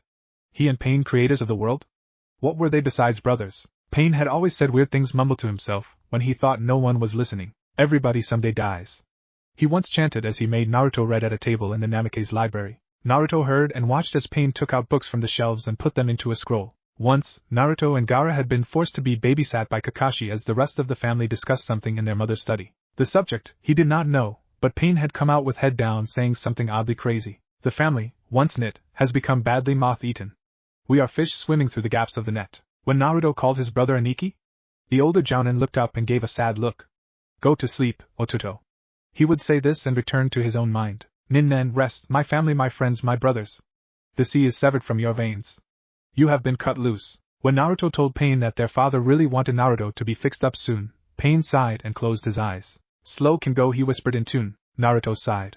While those messages were unclear, this new message had been the most unclear. Pain said more, and the words weren't nearly confusing, but altogether, threaded in a blanket, they still kept him cold. Out the corner of his eye, Naruto watched as Sasuke turned to him. Stop zoning out, dope. He pushed. Naruto only scowled and rested his chin upon the dent in his palm. I'm not. Iruka-sensei called you 3 times and then gave up. It's recess time, and you're still sitting here. Naruto took a moment to look around the dark, empty classroom. It did make sense that Sasuke was speaking now. He never did when others were around. Do you think my brother is weird? The blonde blurted too soon. There was a pause and he was beginning to think that. Sasuke snorted. One looks like a girl, one is a soft-spoken redhead, one has a tattoo on his forehead, and the oldest is a child jounin. Yes, they all are, even you. Pain, bastard Pain. I'm talking about him only. Sasuke frowned. No. Pain and Isen is normal. Yes, he trains you hard, and has an obsession with old ways, but that's not weird. Naruto simply nodded. He guessed he'd have to live with that until he got home. Sasuke tapped his shoulder. I didn't see your twin brothers today in the older classes. Naruto nodded. My father took them out to show them something, so they got the day off. Before Sasuke could go further, the young boy's lip quivered. Why are you asking? Do you have a crush on Nagato or Deidara? Sasuke blushed a small tint and hit Naruto upside the head. No, you baka. Naruto baka, leave Sasuke alone. Yeah, leave Sasuke-kun alone. Naruto slammed his head against the desk as the other children returned inside, Ino and Sakura being the first to see them. When he got home, he'd ask his brother what was going on. And that's all for today, class. Remember that we will be starting taijutsu training tomorrow. All of the children left the building and Naruto frowned a bit when he saw either of his brothers or parents outside. They must have been really busy. Waiting to Sasuke and Itachi, Naruto began running home. The small streets of the Namikaze, built solely for the clan, that now only consisted of 8 people, were dark. Vacant homes were a bit more vacant. The streets were darker. When Naruto reached the mansion, he heard nothing. Opening the door, he peeked his head within the unusually dark place. It had never been so unseeing. Hello? He called and his voice echoed. Tusan? Ka-san? Brothers? When no answer came about, Naruto walked in fully and dropped his bag on the floor. Everyone? Naruto looked into the kitchen and sighed as he saw no one. He walked quietly around the living room. Nothing. Nothing. Nothing. Hearing 2 thumps upstairs, Naruto ran up and searched the closest room, his mother's study. The door was opened softly, and yet it still hit something. Peeking his head down, Naruto fell back. How long had he sat there? Sat still in horror like that? Far, far too far, staring into the now normal eyes of his dead brother, Nagato. Nagato lay still, his eyes open, his eyes different. How long had he sat there to rot? It was clear he was murdered. Men who died peacefully never had blood oozing from their heads. And yet how long had he been dead? Far, far too far. Naruto stood in fear, too stricken to become cautious. Without pushing the door further, the blonde let his small body slip through the crack. The study was dark, but when he was inside, he could finally stare at his whole family. Everybody someday dies. The murderer whispered so softly. Naruto's eyes trailed from Deidara, who sat dead in his mother's chair, blood oozing from his chest, to his mother, nearly sawed in half, and his father, the village's strongest ninja, dead upon the floor. He looked toward the crib in the corner, finding Gaara standing against the bars, crying not because of what he saw. Naruto knew that if Gaara lived, he'd never remember this day. No, he was crying because no one would pick him up. Gaara could feel the pain in the room and he wanted comfort. Finally, uneven eyes met the eyes of the Rinnegan. Pain stood there with a sword in his hand. Big brother? Naruto asked in clear tears. What did you do? I killed them. Pain snapped. Is it not obvious, Ototo? I saved you. Naruto shook his head in utter confusion. He and Pain stood in the room for a while, in heaps of blood. Were his mother's walls always a shiny red? He never noticed. They never allowed him into the room when they spoke. Universal pull. Naruto was pulled into Pain's grasp. He had no fight. Would he dare to hurt his older brother, who he still idolized? You have no strength. Pain muttered. When you are strong enough, come find me, Naruto. Come and find out why our family is gone. Why you and Gaara are alone because of your Aniki's actions. There was a siren sound going off and Naruto realized that someone must have come into the home, discovered the bodies. But how? And Pain still stood here. It seems that Hiruzen is using that globe. It's time for me to go. Remember that this is your war, Naruto. Family being murdered by family is your war. Remember that the monster cannot make a war. War can only create a monster. Pain stared at Naruto for the longest moment. If he hadn't been so shaken with fear, the blonde would have noticed the shimmer in Pain's eyes, the fear, the uncertainty he would have registered when Pain squeezed his nose. Was he breathing? I love you, Ototo. A sharp jab to a non-vital place in his stomach, and the world blackened. He was far from Pain now. How far as he thought he lay dying? As Pain escaped the village? As they cleaned up the bodies of his small clan? As they retrieved he and Gaara and placed them in the same hospital room together? As Pain was declared a missing nin? Far, far too far. Naruto awoke to a light weight on his stomach. Light enough not to kill him, yet heavy enough for him to feel it. With a small groan, Naruto opened his eyes, still teary from what happened. How long had it been? How long had it been since Pain stabbed him in the stomach and knocked him out, after killing the last of the clan? Pain Namikaze killed his own clan. He broke a clan that had already been broken, and was it the fault of Namikaze's genes that no single Namikaze besides Minato had more than one child? Hikari, and Hikari's monster gave birth to a single son. That son fathered a single daughter, gave birth to a single son, Minato Namikaze. And finally, as if ending some curse, Minato Namikaze bore his wife with 6 sons, enough to expand the clan. And yesterday, the clan had contracted to 3 young boys, a traitor, a demon, and a cursed child because of his clan, Pain, Naruto, and Gaara. Naruto whimpered and looked down. Gaara was lying upon his stomach, his diaper covered but sticking in the air. He stared curiously at Naruto while drooling on the older boy's hospital gown. Gaara. Naruto moaned. It wasn't the usual whine, but this time there was sadness to his objection. And Gaara sensed that. He reached his puffy hands to Naruto's whiskered cheeks. Tapping twice, Gaara had spoke. Nara knows CWI. Tears filled his eyes and he weakly reached up to grab Gaara's hand. Aniki, sorry. I'm just really tired. The message got through, however. Gaara told him to get it together. And he couldn't just deny it. It was Naruto and Gaara now. Although Naruto loved ramen, he knew what to eat in order to stay healthy. He knew how to take care of a child. He knew how to take care of himself. Deidara taught him how to cook and Gaara was growing. Gaara laid his head down on his brother's stomach and Naruto wiped his tears. Wiped the images of his dead family from his head. He would have to get stronger. He was now the heir of the Namikaze clan. There was a small knock on the door, and it opened. In walked Hiruzen Sarutobi. Naruto sank deeper into his bed and clutched Gaara tighter. It wasn't as if he were afraid of the old man. When Hiruzen walked in, he felt a bit safer. But it couldn't have been so long since the massacre. Hiruzen wore Hokage robes, making Naruto believe this reality more. It was real, his family was gone. Hiruzen's face was solemn and frankly, Naruto wasn't quite ready for the interrogation or the upcoming. Hiruzen sat. I am sorry, Naruto-kun. What would he say? Would he weep for comfort?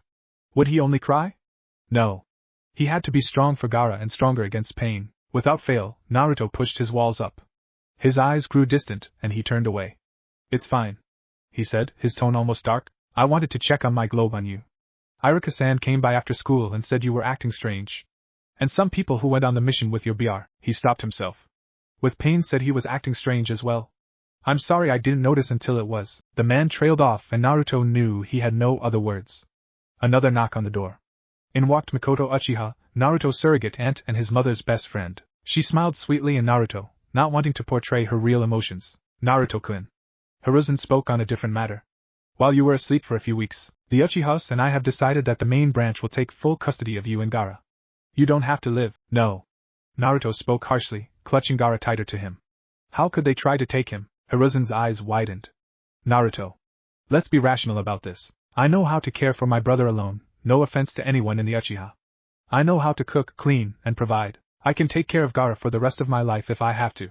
The only time he would need to be in someone else's arms is when I'm in the academy and when I have a mission. Naruto. We don't need pity, old man. Besides his remark, Naruto said this in a soft plea. You can watch me for a month to see how I do with Gaara. If I'm not good, you can move us to the Uchiha compound. Before Hiruzen could command, Mikoto spoke up. Kushina always said Naruto was so bright. I'm sure he will keep good on his word. We can check on the every week, and if he's doing good, that'll turn to every month. Plus, I think it would be great for the brothers to expand their bond. Naruto silently thanked the sweet woman as Gaara arose again, stealing his attention. The 2-year-old lifted his head to Naruto, giggling loudly as he found unmatching eyes. Naruto laughed himself and squeezed Gaara's nose. The 2-year-old tilted his head in confusion, letting slob leave his mouth. It's love, Gaara. Very well. The third's deep voice gained their attention. Gaara attempted to turn his head, but couldn't. Thus, using the little strength he had, he used his head to turn on his back. Now he couldn't lift his head. Naruto laughed, and sat the boy up straight upon his wounded stomach. Gaara smiled at the two people in the room, having remembered their faces. Gaara will remain in the Namikaze mansion with you, Naruto. That is if you want to stay there. It's my home. It has things there that I have to protect, and I can't leave it no matter what happened. Hiruzen smiled. You're becoming a fine young man, Naruto. Naruto simply nodded and went back to watching his little brother. Naruto. Once again, he turned to the sweet voice of his mother's best friend. Yes, Mikoto-san? Are you sure you will be okay? Naruto saw it now. Mikoto Uchiha actually cared, and she'd be devastated if she couldn't help her best friend's children. He tried to smile, and failed miserably. If I ever need anything, you'll be the first person to know, and Mikoto. Thank you, the woman smiled. Would you like to see Sasuke right now? I want to be alone with Gaara for a while, please. Mikoto nodded as the third stood, and both walked to the door. Naruto-kun, there will be a ceremony for your family tonight now that you're awake. I won't be welcomed, so have it without me. Gaara and I can mourn our family in peace. Hiruzen nodded and then they were gone. Naruto sighed. To think I'm not welcome to the funeral of my clan. Gaara mumbled something incoherent and pat Naruto's chest lightly, giving the blonde light. Even in his time of mourning, the village still saw him as a threat. They didn't care. As much as it hurt, Pain was right. You're right, Gaara, we don't need them. Naruto clutched Gaara tighter to his chest as he walked the silent streets of Konoha. Where were the people's voices?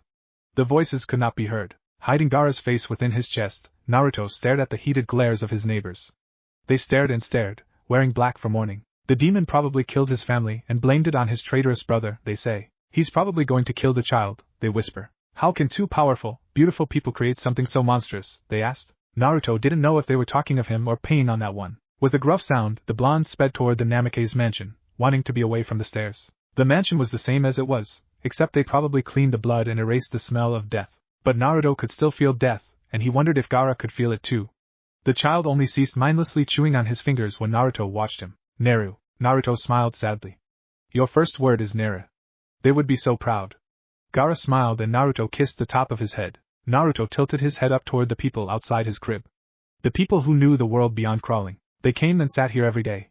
The woman with the vivid red hair would rock back and forth on her chair, speaking to the two young children on the ground. Those two boys would wrestle on the floor, the red head with purple eyes and the yellow head with blue eyes. What chubby cheeks they had. What soft voices they had. There was a taller yellow head too.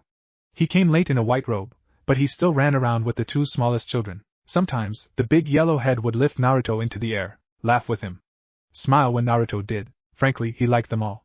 But there was one that always gained his attention. Very quiet the orange-haired boy would be, reading a book about something. He would lean against Naruto's crib, like now, showing him books with different colors, animals, shapes, and people. What adventures the orange-haired boy showed him. Look, Ototo. This is a rabbit. Some are brown, some are gray, black, and white, but they are all so polite. Naruto wiggled around a little, attempting to get a better view of what the boy showed him. The boy he'd heard his name before the woman called him. Naruto opened his mouth. Pei Piya Nana Pan and Pei Pain. He watched in delight as all eyes reached his own. The woman stared in shock. Naruto-kun. The little boy stomped a foot in his crib. Pain, pain, pain. Naruto sighed and walked upstairs with a frown. His first word, pain. Tears brimmed his eyes. How could pain ruin everything they worked so hard for? A family. Now he had no one but Gaara. Reaching Pain's room, Naruto balanced his younger brother atop his head. He stared at the door, wondering if sealing it would succumb his memories or not. Placing Gaara on his hip again, Naruto walked away.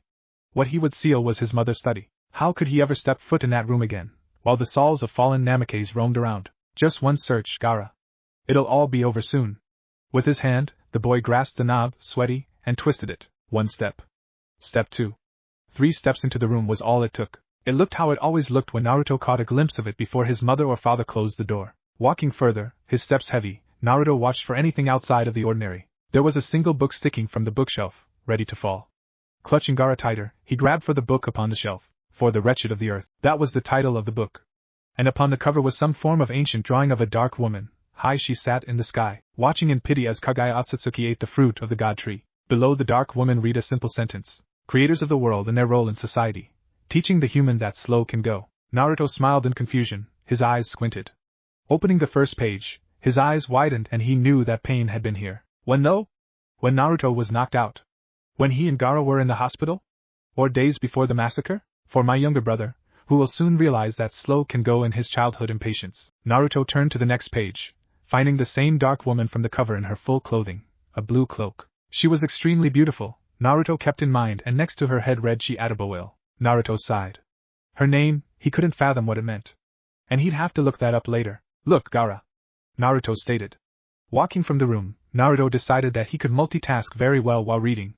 He walked down to the kitchen to steam milk for his brother. The task was swiftly done, and the blonde placed the book on the counter while feeding his brother, looking at him every now and then to make sure he was fine. While she stood in all her might and strife, 5 children were below her, squatted on the ground in this historic picture. The children ranged from ages 5 to 13.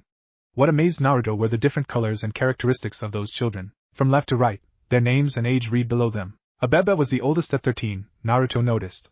His eyes, a striking purple, were squinted and his nose narrow, but his skin was a dark color, darker than that of his mother's. The 13-year-old looked stern, as if he took care of these people. It begged the question, were they family? Next to Abebe was a smaller boy. His name was Takao, and he was only 11. Unlike the older boy next to him, Takao was a tan color, a yellow-brown was his color. There were 2 small stumps on his head, the beginning of horns. He was smiling happily. Naruto ceased reading and pulled the empty bottle from Gaara's mouth. Placing the boy upon his stomach, Naruto sat in a chair and began to burp him softly. In the photo, Naruto watched the girl next to Takao, Mira. Mira had pale skin, orange eyes, and a single green eye above and between them. The 6-year-old had her hands behind her back, and she was smiling shyly. Naruto laughed a little as Gaara's excess food came from his mouth and upon the blonde's shoulder. There you go, Gar, he whispered. Standing, the blonde walked up the steps silently and into the bathroom. He closed the book and placed it upon the tub edge in order to run the bath water for he and Gaara. Sitting down, the blonde bounced his brother onto his lap repeatedly, his smile mirroring Gaara's laugh. He'd have to finish the children's descriptions before the bath was ready. Next to Mira in the photo was a girl her age as well. Her hair was dark, and so was her skin. Naruto found the child to be the most vivid of the others. If he looked closely, the child held 6 fingers on each hand. Unlike the other children, the horns upon her head were grown out. Her name was Uma. Naruto noticed that Uma wasn't staring directly into the camera or whatever device they had. Her dark eyes held a steady gaze on something further, squinted, and intrigued. Chi's hand was upon the Uma's shoulder as if trying to get her to pay attention, but the look was already recorded. What surprised Naruto most was the 5th child. This child was only 7 months young. It was wrapped within a blue blanket and Naruto could neither tell the eye color or sex of the child. Its skin was gray as well as small tufts of hair sticking from the blanket. Above the closed eyes, 2 gray stumps stood out. And the child's name, Kagaya. Naruto squinted. Did she raise Kagaya after her birth? Who were Kagaya's real parents? His confusion left and shock re-entered as he read the caption next to the photo. Pain's handwriting, it had been. She stands with her 5 children, born of her flesh and blood in her own womb. From out occurrence, and without help of a male organism. Naruto closed the book wide-eyed. Gaara touched his face and the boy stood to turn the water off. Checking the temperature, he nodded. Warm for Gaara's small body and a bit chilly for him, Naruto thought as he undressed himself and Gaara.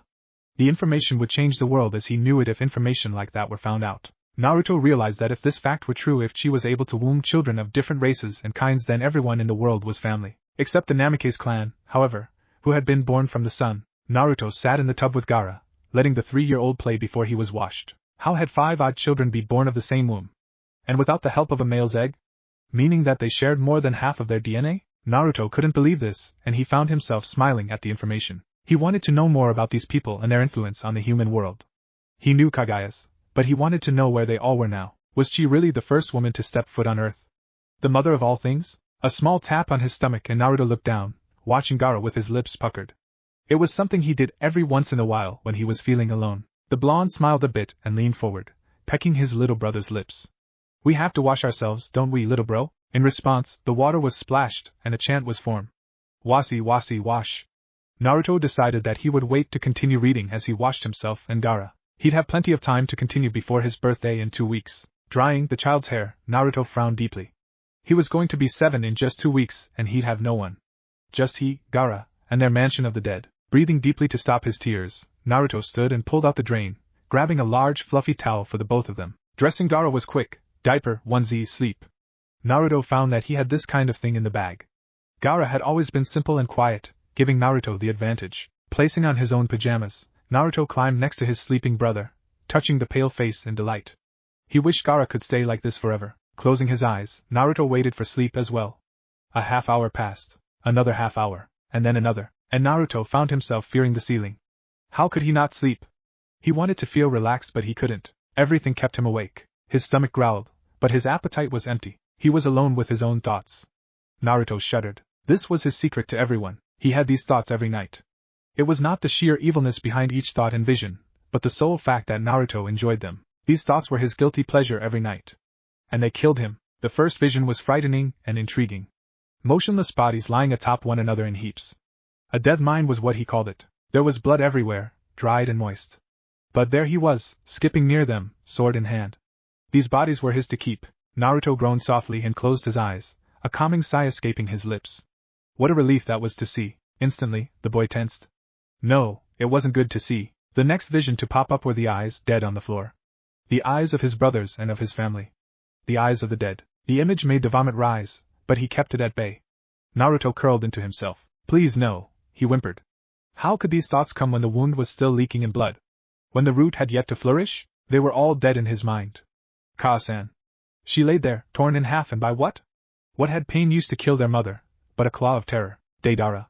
Sitting alive in his chair and dead. Almost a peaceful death. So close had it not been for the wounds on his torso. Naruto couldn't take it. They were kids, Deidara and Nagato, so young. Naruto wanted to know why they had to die. Why did pain kill the family? This was his thought. Was pain jealous? Angry? Of what? Nothing made sense. Naruto turned to Gaara in the dark. The child breathed peacefully, unaware of the troubles in the world. Naruto sighed and another thought came into play. Sasuke was innocent too. Sasuke had not seen the world as he had. Naruto calmed down and breathed. Sasuke, pale lips against tan. Small bodies. The frightening terrors of adulthood entering his body. He shuddered in pleasure. How could he have thoughts at such a young age and about his friend? Naruto didn't need to degrade himself, for Sasuke already helped him in his thoughts. His pale childlike body turned to Naruto. With his dark eyes filled with tears, and his cheeks rosy, the raven reached forward and traced his bony fingers over Naruto's scarred cheeks. You're a monster, he whispered softly. Naruto sat up with a suck-in of air. He looked around for the bodies, for his family, and for Sasuke. But there was no one, but little Gaara. Naruto sighed in relief and disappointment all at once. Only a night terror. 2 weeks later. Are you excited for school, Naruto-kun? This was Mikoto Uchiha. Here in this death mansion, making sure Naruto got to school on time. She would babysit Gaara while he was gone to school and put Gaara back in his care when school was over. I'm fine, he stated in monotone. In truth, he didn't care about going to the academy. He wanted to stay with his brother, and he didn't want to face the stares in class. Mikoto sighed in sadness and then smiled a bit. Well, Sasuke can't wait to see you, and it's your birthday. I want to stay with Gaara, the blonde stated in agony. Seeing Sasuke? He couldn't. The boy knew he was close to pain. Sasuke would think Naruto helped in the Namikaze massacre. He would call Naruto a monster. Don't worry, Naruto-kun. I raised 2 kids of my own and helped your mother raise you guys. It was too soon and Mikoto knew it. She smiled awkwardly and leaned to kiss Naruto's forehead. Get on to school. With a fake smile, the boy walked outside. He looked around him. Seeing no one around, the blonde smiled. Prophecy Sajar, single movement technique. A black void opened beneath him, and Naruto slid in quickly, not caring about the darkness. When he reappeared, Naruto stared at the walls before, right where Iruka-sensei's classroom was. Walking in, the blonde kept his head down. Welcome back, Naruto. And happy birthday. He froze and looked up, finding Iruka there with a smile. In fact, Iruka was the only person in the room besides Sasuke, whose dark eyes Naruto felt on him. It's good to be back, he finally muttered, putting his head down and continuing to his seat, next to Sasuke. The raven said nothing. It's never good to be back in the presence of imbeciles. Not now, Shikaku, the blonde told the raccoon dog within him. It seemed they all lost a bit of faith. While Iruka went over the lesson plan for the day, Naruto and Sasuke said nothing to one another. They were both early. Naruto's face marred into a deep frown as other students began piling in. When they noticed him, the room grew into a body of hushed whispers, stretched in a trapping position, ready to encase Naruto. His brother's a traitor. He's glad his family is dead. Happier he didn't have to kill them himself. My mother feels bad for the demon. Class. Iruka called. They kept talking amongst themselves. Class, that got them. Naruto placed his folded hands before his mouth as their sensei calmed down. Now, I know you're all excited about the pre-exams today, but calm down. This test is a pre-test. It shows me if you are ready for the graduation exam in 5 years. Iruka turned to his mismatched orbs and so did all other eyes. Naruto, do you think you're ready for this test? I can exempt you if you want. I'm fine. He stated after a moment. Would he ever give up a chance to show off? Out of the corner of his eye, he watched as Sasuke closed his own eyes and looked down with a smirk. Iruka smiled and clapped his hands. Well, everyone, we could begin now. As you should know, there will be 3 parts of this single-section test. Chakra, Henges, Agility. Volunteer to go first? Kiba raised his hand. I'll do it since I'm the best. He yelled. Better than Naruto and Sasuke. Standing, the Inuzuka stepped down carefully. I'm obviously the best in class. Iruka smirked and crossed his arms. Alright then, give me a perfect henge Kiba. Kiba nodded, and sticking his tongue out in concentration, the boy performed his hand signs. Another Iruka popped up and Naruto raised a brow. This Iruka looked sickly, even if standing proud. Iruka sighed. It's a good thing we're doing this now and not when you're 12. Try a shadow clone. Kiba frowned. Once he was discouraged. However, he did manage to create 2 healthy shadow clones. Iruka smiled. Nice. Now give me one thing you've learned on your own time. Alright, Akamaru. Let's show him who's the big dog. Best human clone. Smoke filled the air and disappeared. Everyone awed. Even Naruto seemed interested. Kiba had somehow turned his dog into himself. As Akamaru reappeared on his head, Iruka smiled. Nice job, Kiba. 2 of 3, all you have to do is work on that henge. Next, student after student performed their jutsus and Naruto was highly interested. They seemed like they worked so hard, and he didn't have to. Shikamaru performed some type of shadow technique, while Hinata Hyuga showed the class some type of lion fists. They were the top performers so far. It amazed Naruto that everything they had, from their clan jutsus to their Kekkei Genkai, he was able to take it and manipulate it. He and Gaara were able to have anything in the world because they were Namikaze. Bloodline creators. Ino and Sakura nearly failed as they giggled past Sasuke, blushing and pushing each other for the delicate Uchiha's attention. Iruka sighed at the girls and looked to his clipboard. Our last 2 are Sasuke and Naruto. Sasuke, why don't you come ahead? Naruto listened as Sakura and Ino screamed for the Uchiha as he stood and walked to the front, a noticeable tint to his cheeks. Without Iruka's instruction, he hinged into the body of his brother. He had gotten everything correct, from the birthmarks to the A and B gear. Sasuke had everything. A few girls giggled as Iruka nodded. Shadow clones? Sasuke performed a few seals, and whispered his technique, letting 3 healthy clones appear before him. Before further instruction, the Uchiha did more hand seals. Fire style, dragon flame jutsu. A dragon-like fist was formed and hit all 3 of those clones. A loud cheer around the class erupted as Sasuke walked swiftly to his seat. Iruka was rubbing his forehead and writing on his clipboard. Alright. 3 of 3. Naruto. When Sasuke sat, there was no challenge. No HN or beat that build. It seemed as if Sasuke did think he was a monster. He stood in the silence of the room. If everyone deemed him a monster, he'd show them one. Without instruction, like Sasuke, Naruto started immediately. First, he hinged into the second Hokage for attention. This be a show. However, he didn't stop there. Performing the signs, the boy said in anger. Kagebushin. 5 clones of himself appeared. All standing and waiting on instruction. He made the fist move. Namikaze light release. Ray of assassination. The first clone was burned into flames and Iruka stepped back as students gasped. Biting his thumb, Naruto slammed a palm on the ground. Kasai. The red fox appeared, dripping drooled fire from her mouth. Naruto pointed at another clone. Maul him, and that happened. For the last 3, the blonde decided he'd go out good. Using his chakra, he jumped into the air. Namikaze light release, Earth Destroyer. Putting his fist first, Naruto hit the ground. A small explosion erupted as the clones dispersed, and the students sat shocked. Eventually, Hinata clapped. Followed by Shikamaru, Choji, Kiba, and Shino. The only to clap, but Naruto felt even worse when Sasuke had no urge to look his way. That hurt the most. Iruka, still dazed, nodded proudly. 3 of 3. Okay, class, we're going to take a break outside. Follow me. The students began to file out after their teacher. Naruto decided that he didn't belong with them, so he chose instead to watch them from the window, his back facing the classroom. Sasuke was behind him just sitting, staring at Iruka's now vacant music. How could they treat him the way they did? As if he wanted to play and be cheered on by the likes of them. Naruto. At Sasuke's sharp call he tensed. Is this where he would call the Namikaze a monster? Had he seen Naruto's thoughts? He'd die if Sasuke ever thought him a monster. With a bit of faith, the blonde erased his emotions. What? He didn't mean for it to come out as a hiss of hatred, but it did. If Sasuke knew, he wouldn't hide. The deafening silence encased them. Each boy waiting on some form of reaction from the other. Sasuke lost apparently. His slender arms wrapped around Naruto's waist quickly and he rested his face on Naruto's back. And if the blonde felt closely, he'd know that Naruto's shoulder were wind chimes with strong wind. He'd know that Sasuke was crying. Eventually, the raven spoke. I missed you so much. Ka-san told me to give you time, but it hurt. And then people said mean things and I argued with them. Some kids said they were scared of you and I punched Kiba and got in trouble. Even if that hurt, even if he was the cause of Sasuke's worry, Naruto said nothing still. He remained tense. Sasuke hugged even tighter. I told them they were wrong. You're not a monster. That got him. Naruto huffed and slouched over, letting Sasuke finish his tears. I'm sorry. He whispered. Sasuke let out a shaky breath. It's not your fault. It's no one's fault. The world is just so mean. I'm sorry about your clan. Naruto sighed and looked down.